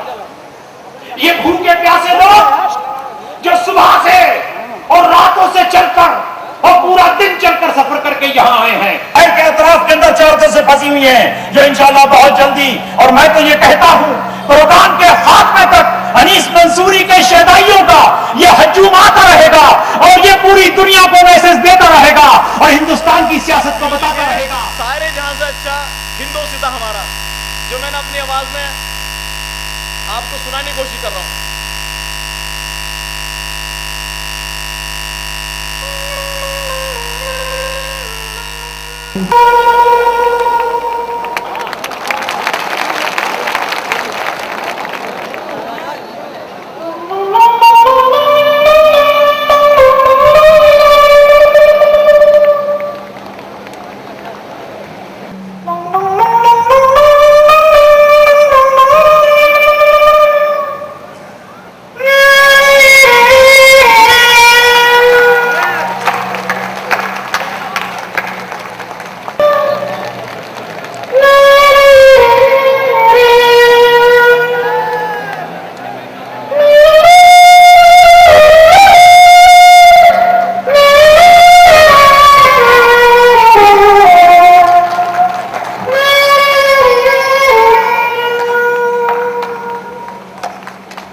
बहुत बहुत शुक्रिया आप लोगों का जो इतनी आपने इज्जत दी।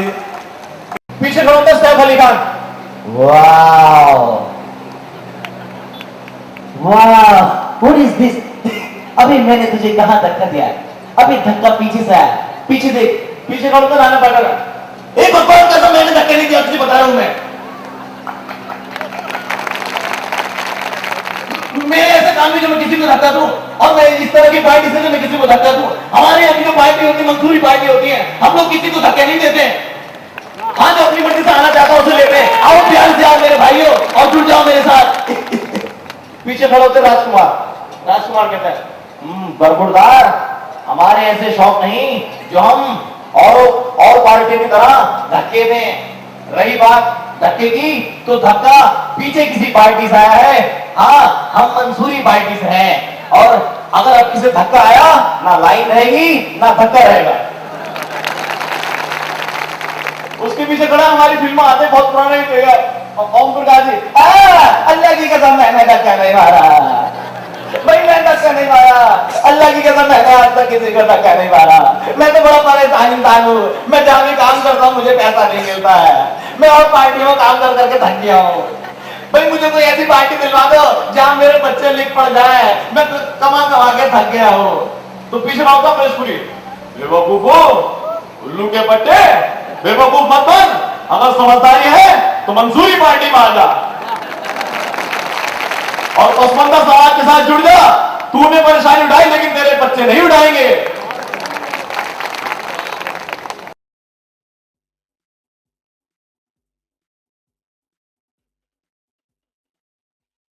अमर को बुझा सकता है कौन, और जिसका हामी हो खुदा उसको मिटा सकता है कौन? अनीस मंसूरी, पसमानदा समाज, अनीस मंसूरी।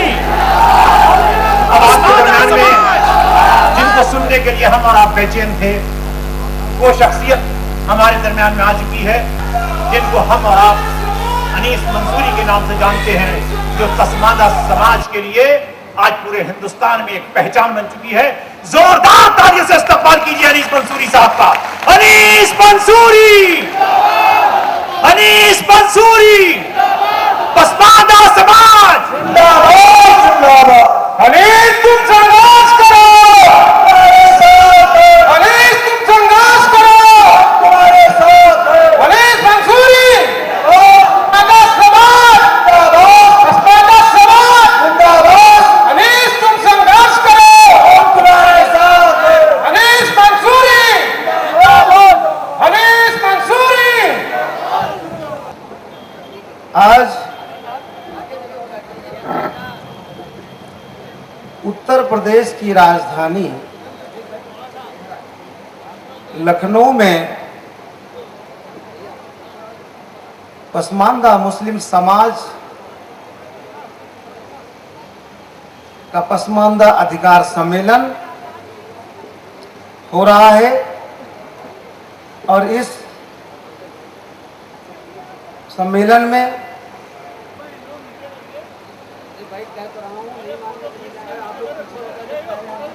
पसमानदा मुस्लिम समाज के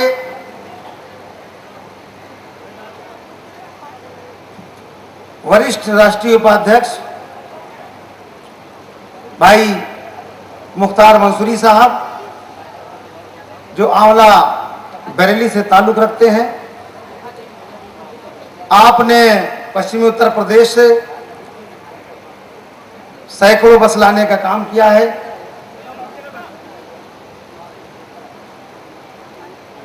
पसमानदा मुस्लिम समाज के राष्ट्रीय महामंत्री भाई एंगवली एडवोकेट साहब, पसमानदा मुस्लिम समाज के उपाध्यक्ष भाई अकबर अली अंसारी साहब,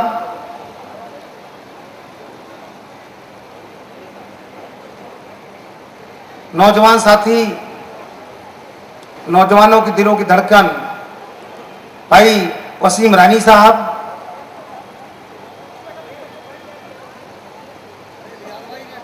बिहार से चलकर आए पसमानदा के बिहार प्रदेश के अध्यक्ष प्रोफेसर ताजुद्दीन साहब, आगरा से चलकर आए राष्ट्रीय सचिव पसमानदा मुस्लिम समाज भाई समी आगाई साहब, पसमानदा मुस्लिम समाज के राष्ट्रीय वरिष्ठ उपाध्यक्ष भाई नौजवान साथी, हमारे साथ कदम ताल कर रहे नौजवानों की दिलों की धड़कन, कुरैशी समाज की शान, पूरे हिंदुस्तान के अंदर मशहूर वो टुंडे का कबाब पराठा, जिसने पूरे दुनिया में अपना नाम कमाया है। और लखनऊ, उत्तर प्रदेश के साथ साथ लखनऊ, उसके साथ साथ कुरैशी समाज के लोगों का भी सम्मान बढ़ाने का काम किया। कोई और नहीं, भाई एरार कुरैशी साहब आपके बीच में है।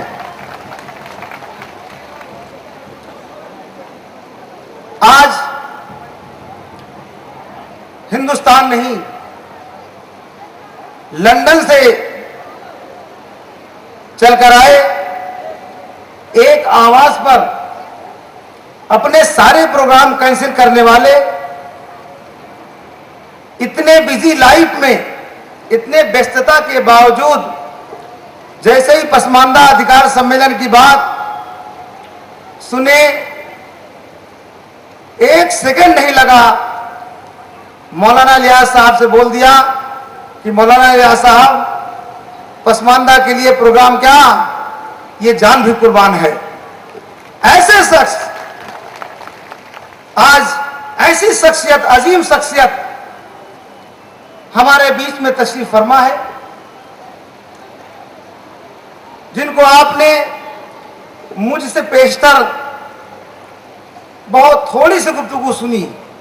हमारे हजरत 4-4 घंटा बोलने वाले, आज इन्होंने अपने छोटे भाई अनीस मंसूरी को, वक्त की तंगी को, वक्त की नजाकत को देखते हुए हजरत मौलाना ईसा मंसूरी साहब ने अपना वक्त हमें ताउन कर दिया। बहुत बहुत शुक्रिया मंसूरी साहब।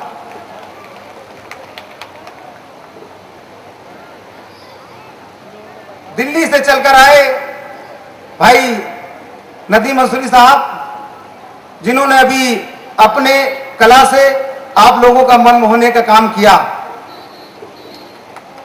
शब्बीर अंसारी साहब तशरीफ रखते हैं इस मंच पर, जो हमारे प्रतापगढ़ जिले के मानिकपुर से ताल्लुक है। आपने लाखों रुपए खर्च किया इस प्रोग्राम को कामयाब बनाने के लिए। हरियाणा प्रदेश से चलकर आए हरियाणा प्रदेश के अध्यक्ष भाई शहजादे साहब भी तशरीफ रखते हैं इस मंच पर। हमारे गांव से ताल्लुक रखने वाले, इस प्रोग्राम को तलावत कुरान से आगाज कराने वाले आली जनाब मौलाना नौशाद मंसूरी साहब भी तशरीफ रखते हैं। आप अंसारी समाज से ताल्लुक रखते हैं। आज मेरे साथियों, मंच पे तो 100 लोग हैं, अगर 100 लोगों का नाम लूंगा तो शायद यहां सब लोग बैठे शाम तक रह जाएंगे। तो मैं थोड़ा सा, अगर इजाजत हो तो शॉर्ट कर दूं। हमारे बीच में बहन फरीदा, जो कस्सार मुस्लिम धोबी समाज से ताल्लुक रखती हैं, हमारे बीच में खड़ी हैं। आप लोग जोरदार तालियों से स्वागत करिए। अकेली महिला ने पसमानदा में अपना झंडा गाड़ा और सारे पसमानदा के घर घर जाने का काम किया हमारी बहन फरीदा ने। बहुत बहुत मुबारक बहन जी। जमील फरीदी साहब भी तशरीफ रखते हैं। सैयद रिजवान, डॉक्टर रिजवान साहब भी तशरीफ रखते हैं। और भाई असद मंसूरी साहब, जो उत्तराखंड के अध्यक्ष हैं, ऑल इंडिया मंसूरी समाज को भी तशरीफ रखते हैं। सिद्दीक पहलवान साहब, जो रायनी समाज से हैं, बहुत ही इन्होंने रायनी समाज के लिए काम किया। इनका रायनी समाज में एक अपना मुकाम है। पूरे दुनिया में सिद्दीक पहलवान का नाम बिकता है। बाराबंकी वाले पूछ लीजिए सिद्दीक पहलवान साहब का, पूरे दुनिया में नाम बिकता है। हमारे बीच में आप तशरीफ फरमा है भाई सिद्दीक पहलवान साहब।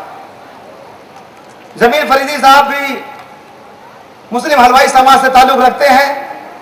हमारे बीच में ऊंचाहार से एक मौलाना साहब आए हुए हैं, मौलाना लियाज साहब, आप भी तशरीफ रखते हैं। अच्छा, इदरीसी समाज से हमारे इस पसमानदा समाज के राष्ट्रीय संरक्षक भाई जमील इदरीसी साहब, और इदरीसी समाज से ही बहुत अच्छे वक्ता है भाई नईम मंसूरी साहब। नईम इदरीसी साहब ने बहुत मेहनत किया है इस समाज को संगठित करने के लिए। इन्होंने भी मुझे अपना वक्त दिया है। बहुत बहुत शुक्रिया नईम साहब। राइन समाज से अब्दुल हई साहब भी तशरीफ रखते हैं। और इस प्रोग्राम को कामयाब बनाने के लिए पसमानदा मुस्लिम समाज के राष्ट्रीय सलाहकार भाई शरीफ मंसूरी साहब जहां भी हों सामने आ जाएं। सारे पसमानदा के लोग आपको देख लें। पूरी रात, पूरा दिन, 48 घंटा तक लगातार इसी मैदान में आपके बैठने का इंतजाम करने वाला राष्ट्रीय स्तर का हमारा ये लीडर, मजदूरों की तरह रात भर काम करने वाला कोई और नहीं, शरीफ मंसूरी, जो कि आम आदमी की तरह जमीन में पीछे घूम रहा टहल रहा है, वो भी तशरीफ फरमाए हमारे बीच में। हमारे साथ पूरे उत्तर प्रदेश का दौरा कर रहे ये पसमानदा में हिंदू मुसलमान सबका सहयोग हमारे साथ में है। पूरे उत्तर प्रदेश का दौरा कर रहे हमारे साथ कदम से कदम मिला के चलने वाले भाई नरेंद्र सिंह जी आप आ जाइए और कुशल अरोड़ा जी को बुला लीजिए, कुशल जी को बुला लीजिए। भाई नरेंद्र सिंह, हमारे जितने संगठन लोग नरेंद्र सिंह से बहुत अच्छे से वाबस्ता है। इस बेचारे ने हमको फुर्सत दे दिया, रात दिन एक महीना से मेहनत करके पसमानदा समाज को कामयाब बनाने का काम किया। मेरा छोटा भाई भी है, मेरा बेटा भी है, मेरा दोस्त भी है। भाई नरेंद्र सिंह, ये लड़का इस समाज के लिए इतनी कुर्बानियां दिया है। पसमानदा समाज से ये भी ताल्लुक रखता है, ऐसी बात नहीं है, हिंदू समाज से है, पसमानदा समाज से है। और ये बेटा आपके प्रोग्राम को कामयाब बनाने के लिए 1 महीना तक लगातार मेहनत किया है। नरेंद्र जी बहुत बहुत शुक्रिया, मुबारक हो आपको। हमारे बीच में शाकिर मंसूरी साहब भी तशरीफ रखते हैं जो कानपुर से आए हुए हैं, और एक नौजवान साथी कुशल अरोड़ा जो नरेंद्र का दोस्त है, हमारा भी दोस्त है, हमारा छोटा भाई भी है, छोटा बेटा भी है, लेकिन हमसे देखने में लंबा चौड़ा बहुत है। ये हमारा भाई कुशल अरोड़ा, इसने अपनी गाड़ी 1 हफ्ता से 3 गाड़ियां और मैं पैसे कौड़ी से हर तरह से पसमानदा समाज के इस प्रोग्राम को कामयाब बनाने के लिए 24 घंटा घर छोड़ करके आपके बीच में पड़ा हुआ है। भाई कुशल अरोड़ा जी, आपने अपने साथियों के साथ, अपने संसाधनों से, अपने ताउन से जिस तरह पसमानदा समाज के बीच में एक अपनी पहचान बनाई है, इसके लिए पसमानदा समाज आपका आभारी है, शुक्रिया। साथियों, शब्बन मंसूरी साहब जो प्रदेश के संगठन मंत्री हैं, आपने भी पसमानदा समाज के इस कार्यक्रम में तमाम लोगों से ताउन इकट्ठा किया है। भाई शब्बन मंसूरी साहब बहुत अच्छा नारा लगाते, कहाँ चले गए भाई? सब नारा लगाते हुए आइए। शब्बन मंसूरी साहब आपके बीच में है।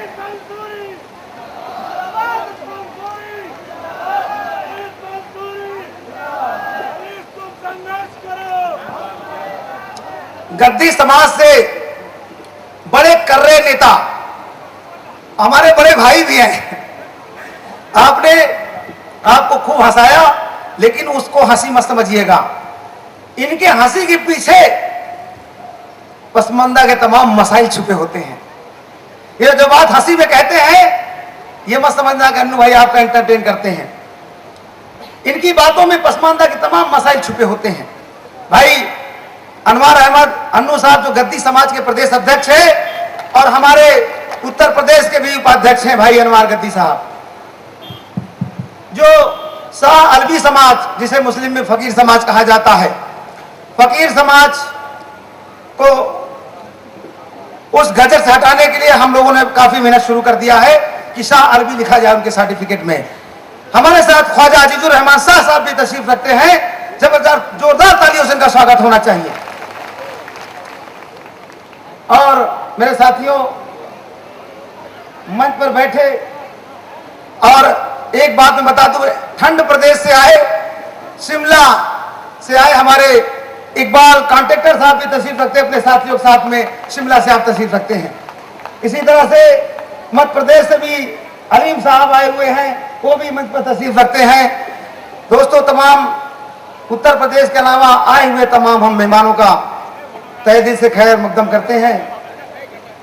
और दाइश पर बैठे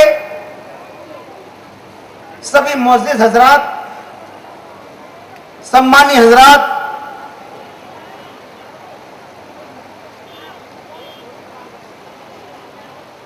और हमारे मंच के दाहिने तरफ और बाएं तरफ बैठे सभी मुअज्जिज़ हजरात, हमारे सामने बैठे सभी बुजुर्ग हजरात, नौजवान साथियों, भाइयों, और आज पहली बार हिंदुस्तान के अंदर जो एक तवारीख लिखी जा रही है, इतनी तादाद में ख़वातीनें जो मुत्तहिद हैं, इकट्ठा हैं। हमारी इसमें माँ भी हैं, हमारी अम्मी भी आई हुई हैं, जो 85 साल की उम्र में 150 किलोमीटर दूर से आम आदमी की तरह बस में बैठ करके अपने महिलाओं की टीम के साथ में आई हुई हैं। अम्मी बहुत बहुत शुक्रिया। और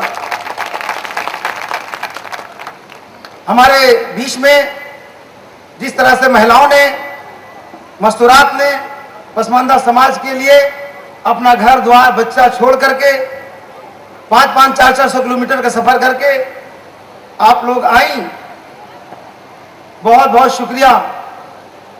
बहुत बहुत एहसान किया आप सब लोगों ने पसमानदा समाज पर। हमारे बीच में घोसी समाज से ताल्लुक रखने वाले भाई दौलत अली घोसी साहब भी तशरीफ रखते मंच पर। काफिले के साथ में, हजारों साथियों के साथ में इसमें एंट्री मारी है आपने, जबरदस्त जोरदार एंट्री थी। उनके साथ दे रहे भाई रियाज, घोसी समाज साहब से ताल्लुक रखने वाले भाई रियाज साहब भी इस प्रोग्राम को कामयाब बनाने के लिए अपनी पुरजोर कोशिश की है।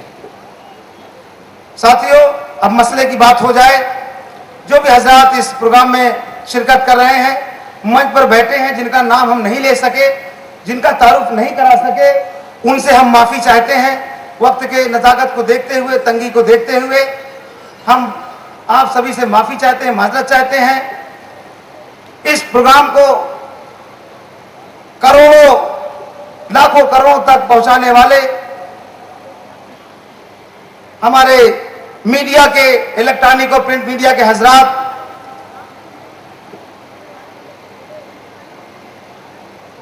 नौजवान साथियों, सबसे पहले मैं इतने महफिल में बता दूं, मंसूरी समाज के पास धागा बनाना, रुई का कारोबार, रजाई तकिया गद्दा बनाना, इतनी समाज के पास सिलाई का काम, इसी तरह जितने भी पिछड़े समाज के लोग हैं, इनके पास कुछ न कुछ पुश्तैनी धंधा था। चाहे वो हमारे घोसी समाज के हों, चाहे गद्दी समाज के लोग हों, इनका भी जानवरों से जुड़ा व्यापार रहा, दूध से जुड़ा व्यापार रहा।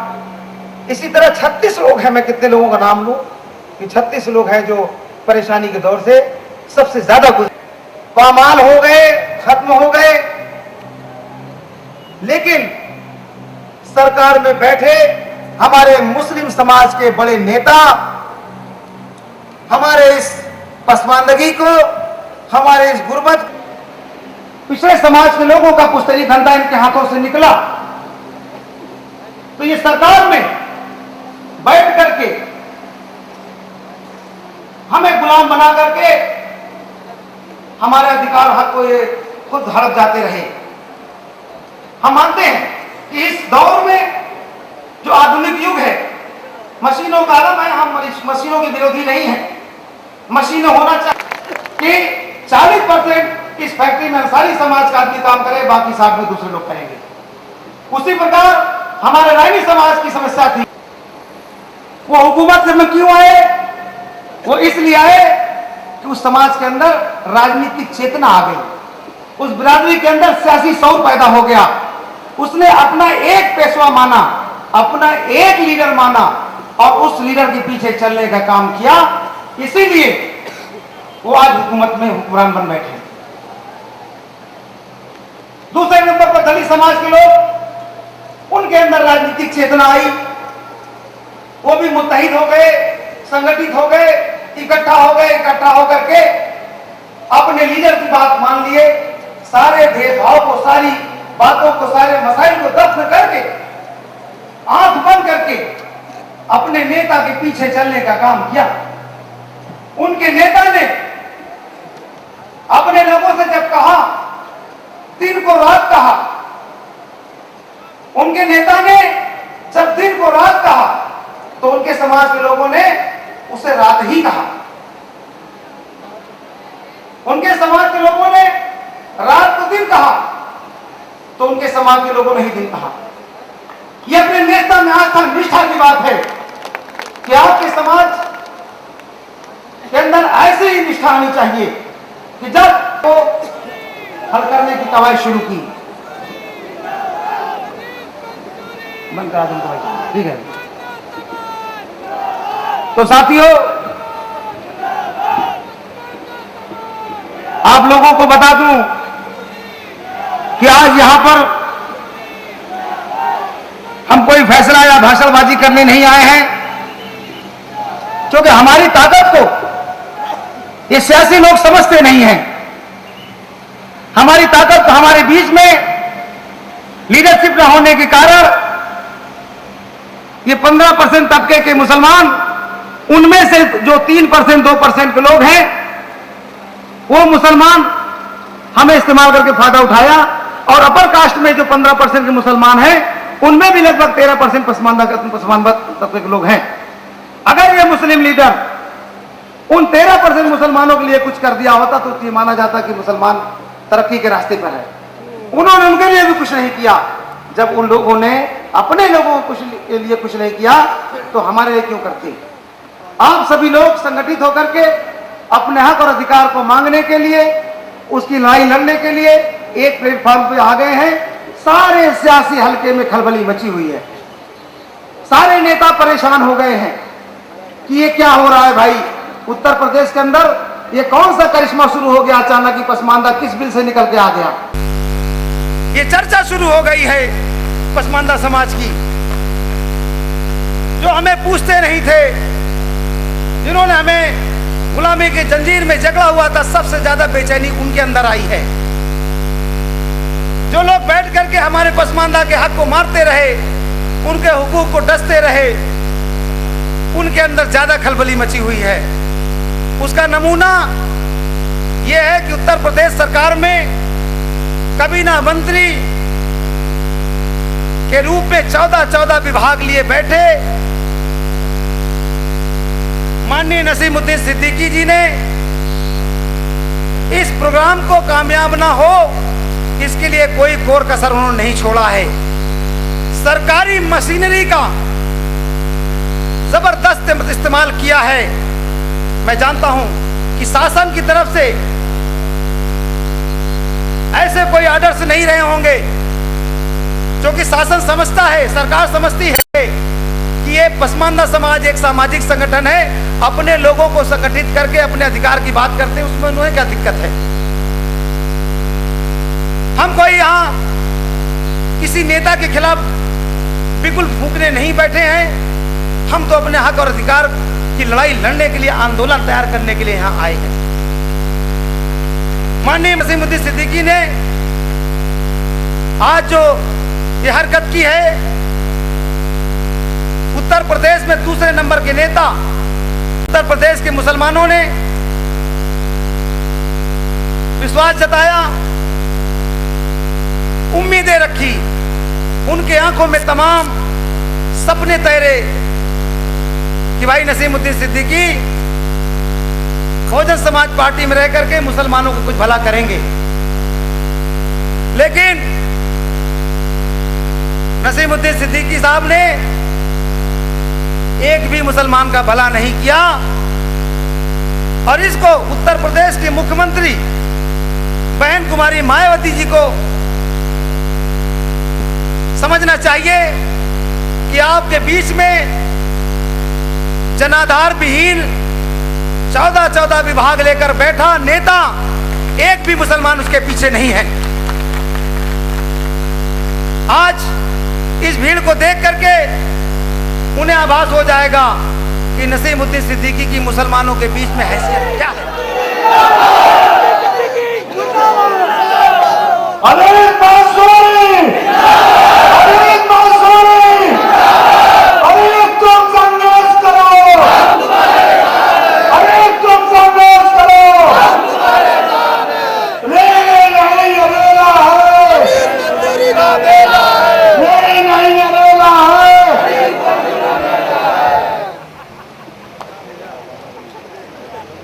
मुसलमानों ने जो ख्वाब सजाया था वो चकनाचूर हो गया। नसीमुद्दीन सिद्दीकी ना तो एक अच्छा नेता है, ना तो एक अच्छा वक्ता है, ना तो एक अच्छा प्रशासनिक यानी एडमिनिस्ट्रेटर है, ना एक अच्छा इंसान है, और ना एक अच्छा मुसलमान है।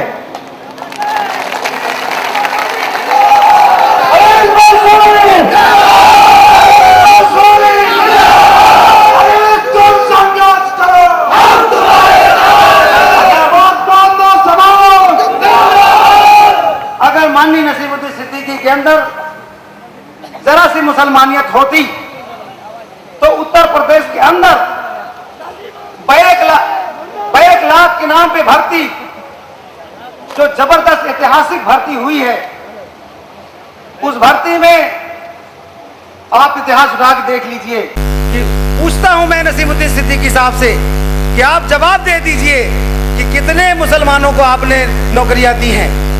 और वहीं पर चूंकि उस बैकलॉग की भर्ती में दलित समाज और बैकवर्ड समाज के लोग जा सकते थे, तो माननीय नसीमुद्दीन सिद्दीकी ने जो उस भर्ती में बैठ करके 14 विभाग लेकर के मजबूती से अगर सरकार में कहते कि बहन जी मुसलमानों की आबादी के हिसाब से जो भर्तियां हो रही हैं उसमें बैकवर्ड मुस्लिम को नौकरियां उनके आबादी के हिसाब से दिया जाना चाहिए, तो शायद मुख्यमंत्री इस पे विचार कर सकती थी। लेकिन उन्होंने ऐसा नहीं कहा, क्योंकि हो सकता है कि वो मनवादी सोच के लोग हैं, वो मुस्लिम सवर्ण जात से ताल्लुक रखते हैं, तो इसलिए उन्होंने हम पिछड़े लोगों की बात, क्योंकि उस भर्ती में पिछड़ी जात का मुसलमान ही जा सकता था, तो इस साजिश के तहत गुलामी का एक और मुजाहरा पेश करने वाले उन मुसलमानों ने हमारे मुस्लिम बैकवर्ड भाइयों को सरकारी नौकरियों में रखने का काम नहीं किया। तो सबसे ज्यादा नुकसान अगर किया है तो नसीमुद्दीन सिद्दीकी ने किया है। अब ऐसे नेता जो आपके बीच में दामन फैला वोट मांगते हैं, तो मेरे दोस्तों, मेरे साथियों, आपको सोचना पड़ेगा। आज पसमानदा समाज अनीस मंसूरी किसी का गुलाम नहीं है। मैं भी बहुजन समाज पार्टी में काम किया हूं, सच्चे दिल से काम किया था, अपना करोड़ों रुपए मैंने बर्बाद किया था। इतिहास उठा के देख लिए बहुजन समाज पार्टी मैंने कभी, मेरे साथी सब बताते हैं, उनसे पूछ लीजिए कि मैंने कभी ना किसी तरह दलाली की है और ना कोई फायदा उठाया। अपने खर्चे से मैंने पार्टी का प्रचार किया है। अनीस मंसूरी संघर्ष करो, पसमानदा समाज जिंदाबाद, जिंदाबाद, जिंदाबाद, अनीस मंसूरी जिंदाबाद, जिंदाबाद।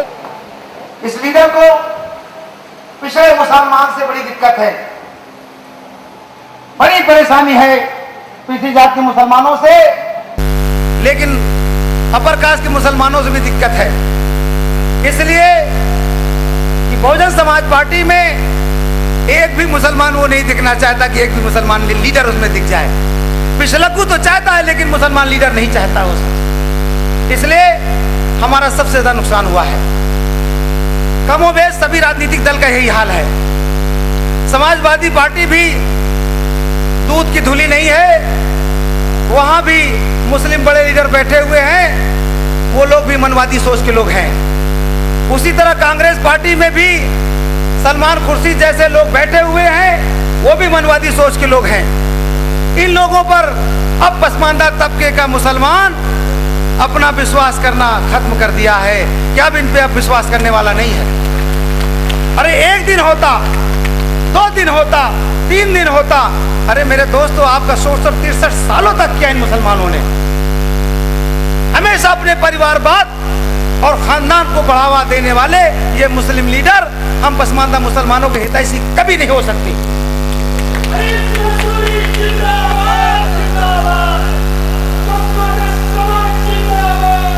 आखिरी में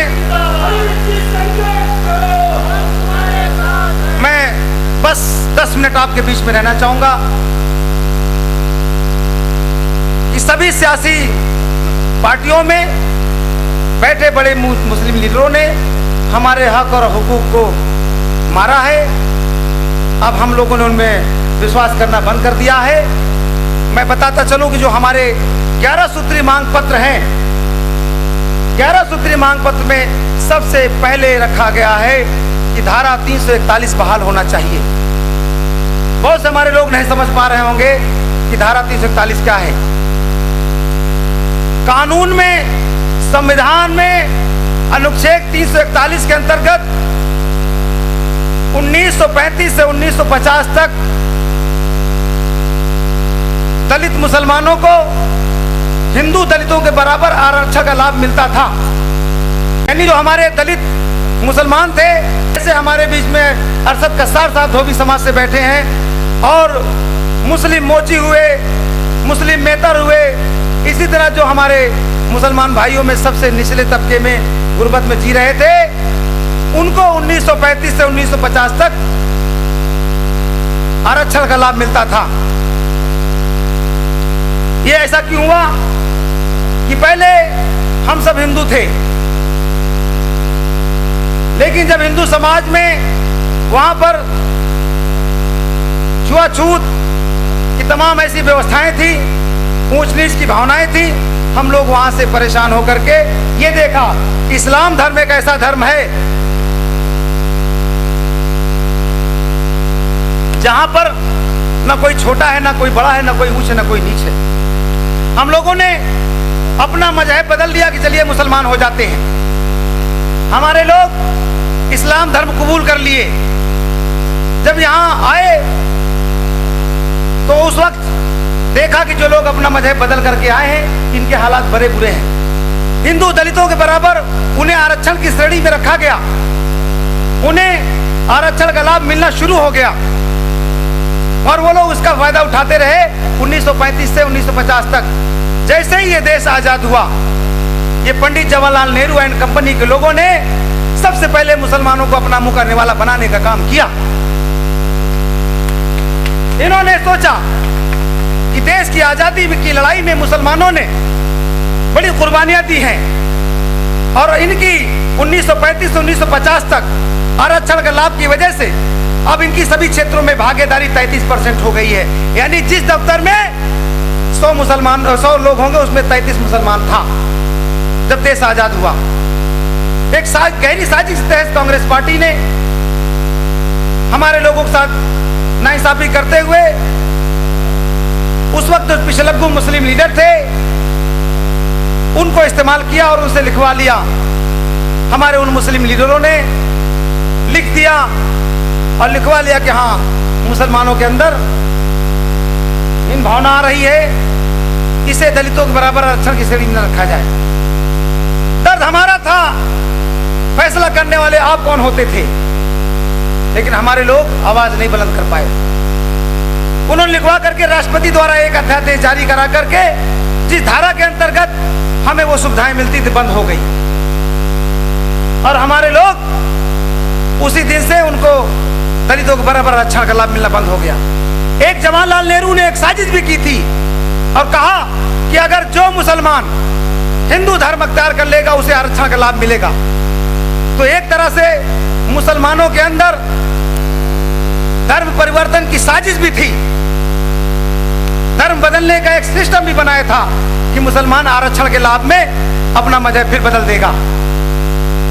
लेकिन हमारे भाई लोग, इस्लाम के मानने वाले लोग, इस्लाम में अपनी आस्था निष्ठा रखने वाले लोग इस्लाम को गले लगा दिया, उनके आरक्षण पर लात मार दिया। ऐसे लोग हमारे थे। कांग्रेस पार्टी ने एक सर्वे कराया, हमने नहीं आवाज उठाई थी, ना आपने आवाज उठाई थी, माननीय सोनिया गांधी जी ने आवाज उठाई थी कि भाई हम हिंदुस्तान के अंदर मुसलमानों के हालात को जानना चाहते हैं। उन्होंने राजेंद्र सच्चर साहब की कमेटी बना के चेयरमैन बना करके मुसलमानों के हालात के जायजा लिया और उन्होंने अपनी रिपोर्ट में दे दिया कि मुसलमानों के हालात दलितों से बदतर हैं। अगर इन्हें आरक्षण का लाभ नहीं मिला तो ये बस से बदतर जीने के लिए मजबूर हो जाएंगे। कांग्रेस पार्टी के लीडरों ने इससे पहले भी गोपाल सिंह आयोग बना करके हमारे हालात के जायजा लिया था, फिर सच्चर साहब बनाया, सच्चर साहब के बाद फिर रंगनाथ मिश्र जी को लाए, सबने लिख के दे दिया कि हालात बुरे हैं। इसके बाद कांग्रेस पार्टी के कान में जू नहीं लग रही, गूंगी बनी ये कांग्रेस की सरकार, पहली बनी कांग्रेस की सरकार हमारे पसमानदा मुसलमानों की तरफ ध्यान नहीं दिया और हमारे वोट को तो हमेशा हासिल किया लेकिन ध्यान नहीं दिया। हमारे मुसलमान भाई जहां कांग्रेसी लीडर मोहल्ले में गया, खादी कपड़ा पहन करके चच्चा लोगों कंधे पर हाथ रखा, चच्चा बाग बाग अपना आशीर्वाद देना शुरू कर देते हैं। उन्हें यह नहीं पता कि कांग्रेस पार्टी आसीन की सांप है कि कितना हमारा शोषण किया है, और हमारे लोग उनके बहकावे में आ जाते हैं। अगर आप सचमुच आप चाहते हैं कि अनीस मंसूरी अपने कोर कमेटी के साथ अपने कदम से कदम मिलाकर चल रहे 36 मुस्लिम बिरादरियों के साथ और भी जो मुस्लिम प्रकाश के पसमानदा तबके के लोगों के साथ ये संघर्ष किया जाए, तो आज आप लोगों को इस ऐतिहासिक रैली में, इस प्रोग्राम में, जो हिंदुस्तान के अंदर मुस्लिम बैकवर्ड आज तक हिंदुस्तान के इतना ज्यादा एक प्लेटफॉर्म पे कभी इकट्ठा नहीं हुआ। आज आपने उत्तर प्रदेश के अंदर ही नहीं, हिंदुस्तान में एक इतिहास रचा है। शायद हमारे लोगों को इसका एहसास ना हो। आपने एक इतिहास लिख डाला जनाब, कितने कसीर तादाद में इकट्ठा होकर के आपने ये बता दिया कि अपने अधिकार के लिए हमारे अंदर भी चिंगारियां सुलगने लगी है।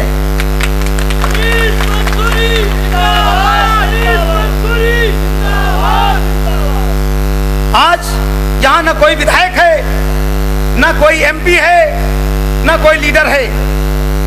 यहां पर जितने लोग सब बैठे हुए हैं सब पसमानदा समाज के लोग हैं, और किसी के पास कोई लेबिल नहीं है। अगर लेबिल है तो पसमानदा का लेबिल है इनके पास।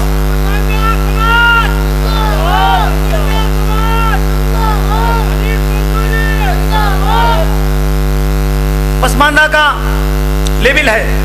आज उत्तर प्रदेश के अंदर इतनी तादाद में किसी राजनीतिक दल की हैसियत नहीं है।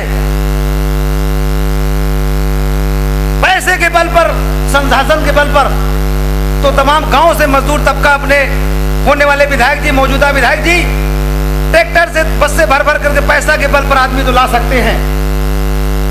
यही लखनऊ शहर से एक मोहल्ले से इतना आदमी निकाल सकते हैं। लेकिन यहाँ पर जो लोग बैठे हुए हैं, ये उत्तर प्रदेश के अलावा दूसरे स्टेट के लोग भी मोजिज लोग आए हुए हैं। ये लोग जिम्मेदार लोग हैं।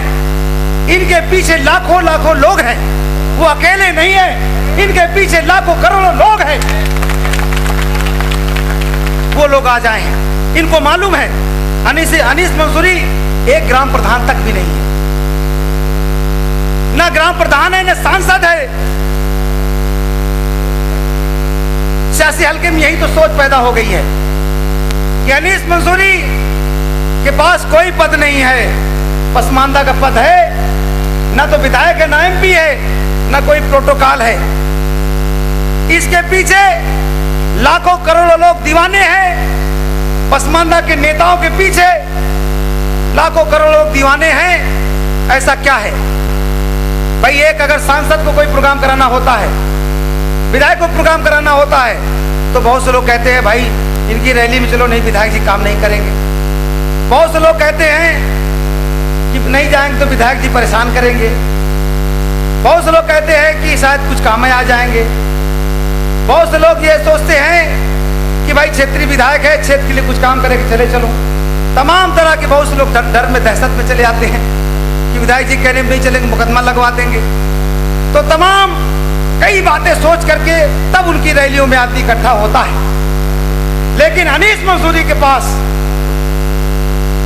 ये जानता है आदमी, ये पसमानदा समाज जानता है, हमारे लोग ये जानते हैं कि इसके पास कुछ भी नहीं है। फिर भी लाखों लोग आज कुर्बान हैं, कुर्बानियां देने के लिए, पसमानदा अधिकार की लड़ाई लड़ने के लिए तैयार हैं।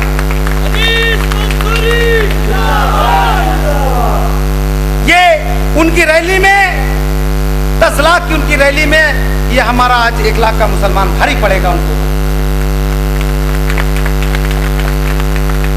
मेरे साथियों, बात बहुत कुछ करनी थी, मैं आपको बताता चलूं। मैंने बहुत लखनऊ में बुलाया था आपको और आपके लिए बहुत कुछ सोचा था, बहुत सपना देखा था। इसका एहसास शायद आप लोगों को नहीं होगा। इस कार्यक्रम की जिस दिन नींव डाली गई, जिस दिन ये प्रोग्राम तय हुआ, जब पता चला उन लोगों को, तो इस प्रोग्राम को कामयाब ना होने के लिए तमाम षड्यंत्र रचते रहे, हमारे लोगों को तंग करते रहे। रात में होर्डिंग पोस्टर नहीं लगाने दिया। ये पुलिस प्रशासन के लोगों ने यहाँ पंडाल लगाने के लिए भी बहुत परेशान किया। परमिशन देने में भी 2 महीना नाच नचाया कि किसी तरह से पसमानदा का प्रोग्राम हो ना पाए। इसके लिए कोई और नहीं, माननीय नसीमुद्दीन सिद्दीकी पूरी तरह से लगे हुए थे। सारे प्रशासन के लोगों पर सरकारी डंडा चला रहे थे, सरकारी मशीनरी का इस्तेमाल कर रहे थे। यहीं पर पुलिस प्रशासन पड़ा हुआ था, एक एक कदम पर हमें न्यूसेंस क्रिएट कर रहा था, हमको परेशान कर रहा था। हमारे शरीफ मंसूरी साहब किस तरह से, वसीम रानी साहब ने किस तरह से यहाँ पर काम किया कि आपको बता नहीं सकते। जैसे ही आप लोगों को खाना पकाने के इंतजाम हमने रखा था, जैसे ही बाग में वसीम साहब ने आलू के बोरे गिराए, सारे पुलिस पीएसी आ गई और तुरंत डंडे के नोक पर वहां से सारा पतीला भगोना उठा करके सारा किचन का सामान लदवा करके उठाओ नहीं हम गोमती में फेंकवा देंगे। वो कैटरिंग वाले लोग सामान लेके चले गए। मैंने जब बड़े अधिकारियों से बात किया तो उन्होंने कहा, मंसूरी साहब आपके प्रोग्राम में लाखों लोग आ रहे हैं, हम यहाँ खाना बनाने की इजाजत नहीं देंगे। 1000-2000 का खाना नहीं, लाखों लोगों का है, हम यहाँ पर इजाजत नहीं देंगे। यहाँ पर व्यवस्था गड़बड़ा जाएगी, कोई हादसा हो जाएगा, खाने पीने में कोई लूटपाट हो जाएगी, तो जवाबदेही आपकी होगी और हमारी भी होगी। हमने कहा कि हमारे लोग इतने सीधे, इतने शालीन हैं कि किसी तरह से वो लूटपाट नहीं करेंगे। तमीज के दायरे में, डिसिप्लिन के दायरे में जाकर के वो अपना काम करेंगे। लेकिन उन्होंने एक नहीं सुनी और यहाँ पर मुझे तंग करना शुरू कर दिया। और हम लोगों ने इस प्रोग्राम कैसे कराया, तमाम अभी बसें अमौसी एयरपोर्ट पे रोक ली गई, सीतापुर रोड पे रोक लिया गया, हरदोई रोड पे रोका गया, तमाम पुलिस वाले तैनात होकर के हमारी बसों को वहां रोका गया। अभी जो छूट करके बेचारे आ रहे हैं, धीरे धीरे जो जांच फुर्सत पाता है चला आ रहा है। तो इस तरह परेशानी में हम आपके लिए खाने का इंतजाम नहीं कर पाए हैं, क्योंकि इतना वक्त नहीं बचा कि हम कहीं और करते। उन्होंने कहा कि अगर कहीं और इंतजाम करोगे तो यहाँ हम बटने नहीं देंगे खाना और तुम्हें गिरफ्तार करके जेल भेज देंगे। तमाम साजिश करते रहे। हम लोग इस प्रोग्राम को कामयाब बनाने के लिए बचते रहे कि भाई ठंडे ठंडे चलो, नहीं तो ये पावर में ताकत में लोग हैं। बाबा रामदेव, अन्ना हजारे लोगों को उठा फेंक दिया मंच से। तो शासन में ताकत है और सरकार ने उस ताकत का भरपूर इस्तेमाल किया है हमारे ऊपर। तो हम अपने पसमानदा समाज के लोगों से माफी चाहते हैं कि आप लोग पूरी रात पूरा दिन भूखे हैं, मैं भी आपके साथ भूखा हूं, आवाज नहीं निकल रही है, इतना सताया गया हूं। हम आपके लिए खाने के इंतजाम नहीं कर पाए। आज जब सब लोगों को पसमानदा के नाम पे एक रोजा रखना पड़ेगा कि हमने रोजा रखा है। हमारे साथी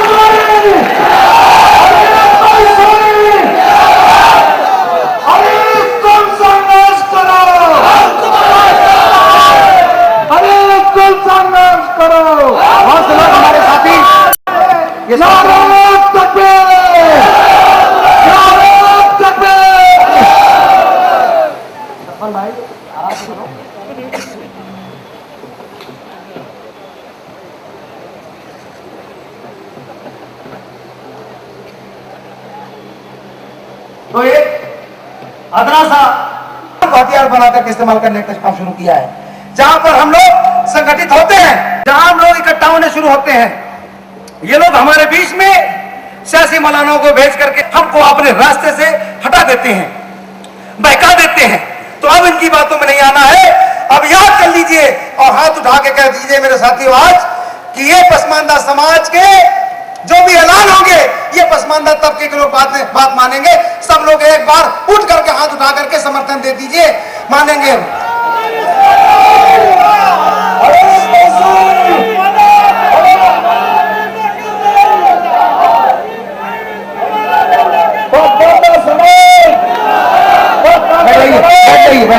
शुक्रिया।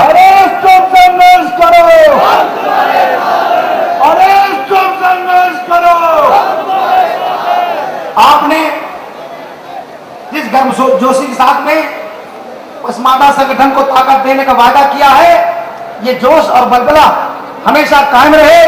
तो आप लोग अमली जामा पहनाने की पूरी कोशिश करें। जब भी किसी क्षेत्र में कोई लीडर आए, आपसे तमाम लुभावनी फालतू बातें करें, आपको नहीं आना है। आपको एक बात बोलना है कि हम पसमानदा समाज के लोग हैं, हमारे पसमानदा लीडर का जो ऐलान होगा हम उसको मानेंगे।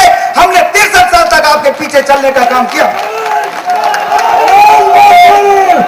आपने 63 सालों तक हमें गुलामी की जंजीर में जकड़ करके रखा है। अब आप पे हमारा विश्वास उठ गया है। अब हमने तुम में विश्वास करना बंद कर दिया है। अब हमारे पसमानदा समाज में क़यादत आ गई है। हमने पसमानदा समाज से लीडर पैदा कर दिया है। इसलिए अब हम लोग पसमानदा समाज के लीडर के पीछे चलने का काम करेंगे। जिस दिन आपने वहां क्षेत्रीय नेताओं को यह बात कह दिया तो मेरे दोस्तों एक संदेशा चला जाएगा। ये सियासी हल्के के लोग हमारे 11 मांग पत्र को लेकर के हमारे दरवाजे पर पैरों पर अपना आकर के माथा रगड़ेंगे कि अनीस मंसूरी साहब आइए, पसमानदा समाज का हक को हम दे रहे हैं, हमारी सरकार बनवा दीजिए। तो पसमानदा के बताए हुए रास्ते पे चलूंगा तो इंशाअल्लाह ताला आपके हक अधिकार की लड़ाई लड़ने के लिए अनीस मंसूरी को अपने टीम के साथ में, अपने कोर कमेटी के साथ में, सभी मुस्लिम पिछड़ी बिरादरियों के साथ में और अपर कास्ट के जो मुस्लिम पसमानदा तबके के लोग जो हमारी मदद कर रहे हैं उनके साथ में यह आंदोलन खड़ा कर दिया है और उनके साथ लड़ाई लड़ने में हमें मदद मिलेगी इंशाअल्लाह ताला। एक दिन उत्तर प्रदेश के अंदर पसमानदा का राज होगा, पसमानदा की सरकार बनेगी और पसमानदा समाज राज करेगा।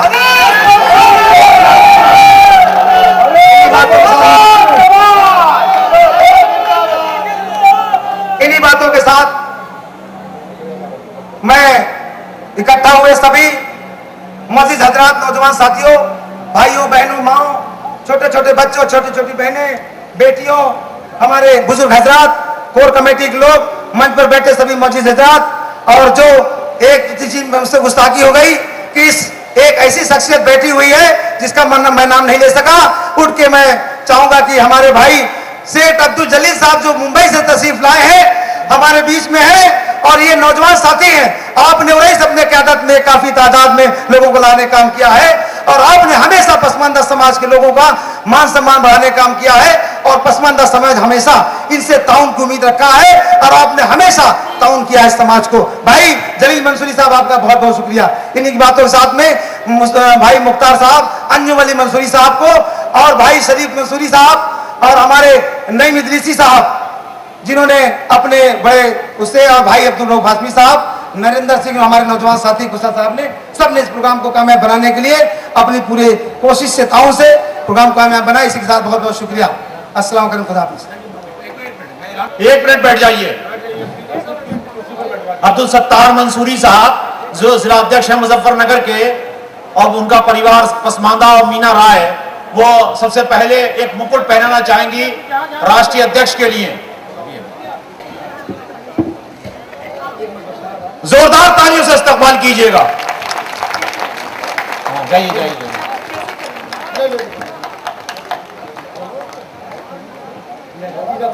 अनीस मंसूरी, अनीस मंसूरी, पसमानदा समाज, ये ताजपोशी हम सब की तरफ से माननीय अनीस जी की गई है। आगे भी इस तरह आप लोग सहयोग करते रहेंगे। धन्यवाद। हाजी नसरुल्लाह साहब इसके बाद में 11 किलो की माला पहनाएंगे। जोरदार तालियों से इस्तकबाल कीजिएगा। कानपुर के मंडल अध्यक्ष अकमल मंसूरी साहब जो एक उम्मीद और यकीन के साथ एक तोहफा लेके आए हैं। हट जाइए। उत्तर प्रदेश के भावी मुख्यमंत्री होने के लिए अनीस भाई को हम दुआ करते हैं। इंशाल्लाह ये कुर्सी है, अनीस भाई मुख्यमंत्री की कुर्सी पर बैठे हैं इंशाल्लाह। जोरदार तालियों से इस्तकबाल कीजिएगा। उसके बाद आगरा मंडल के अध्यक्ष नदीम मंसूरी साहब चांदी का मुकुट पहनाएंगे। एक और मुकुट पहनाइए नदीम भाई।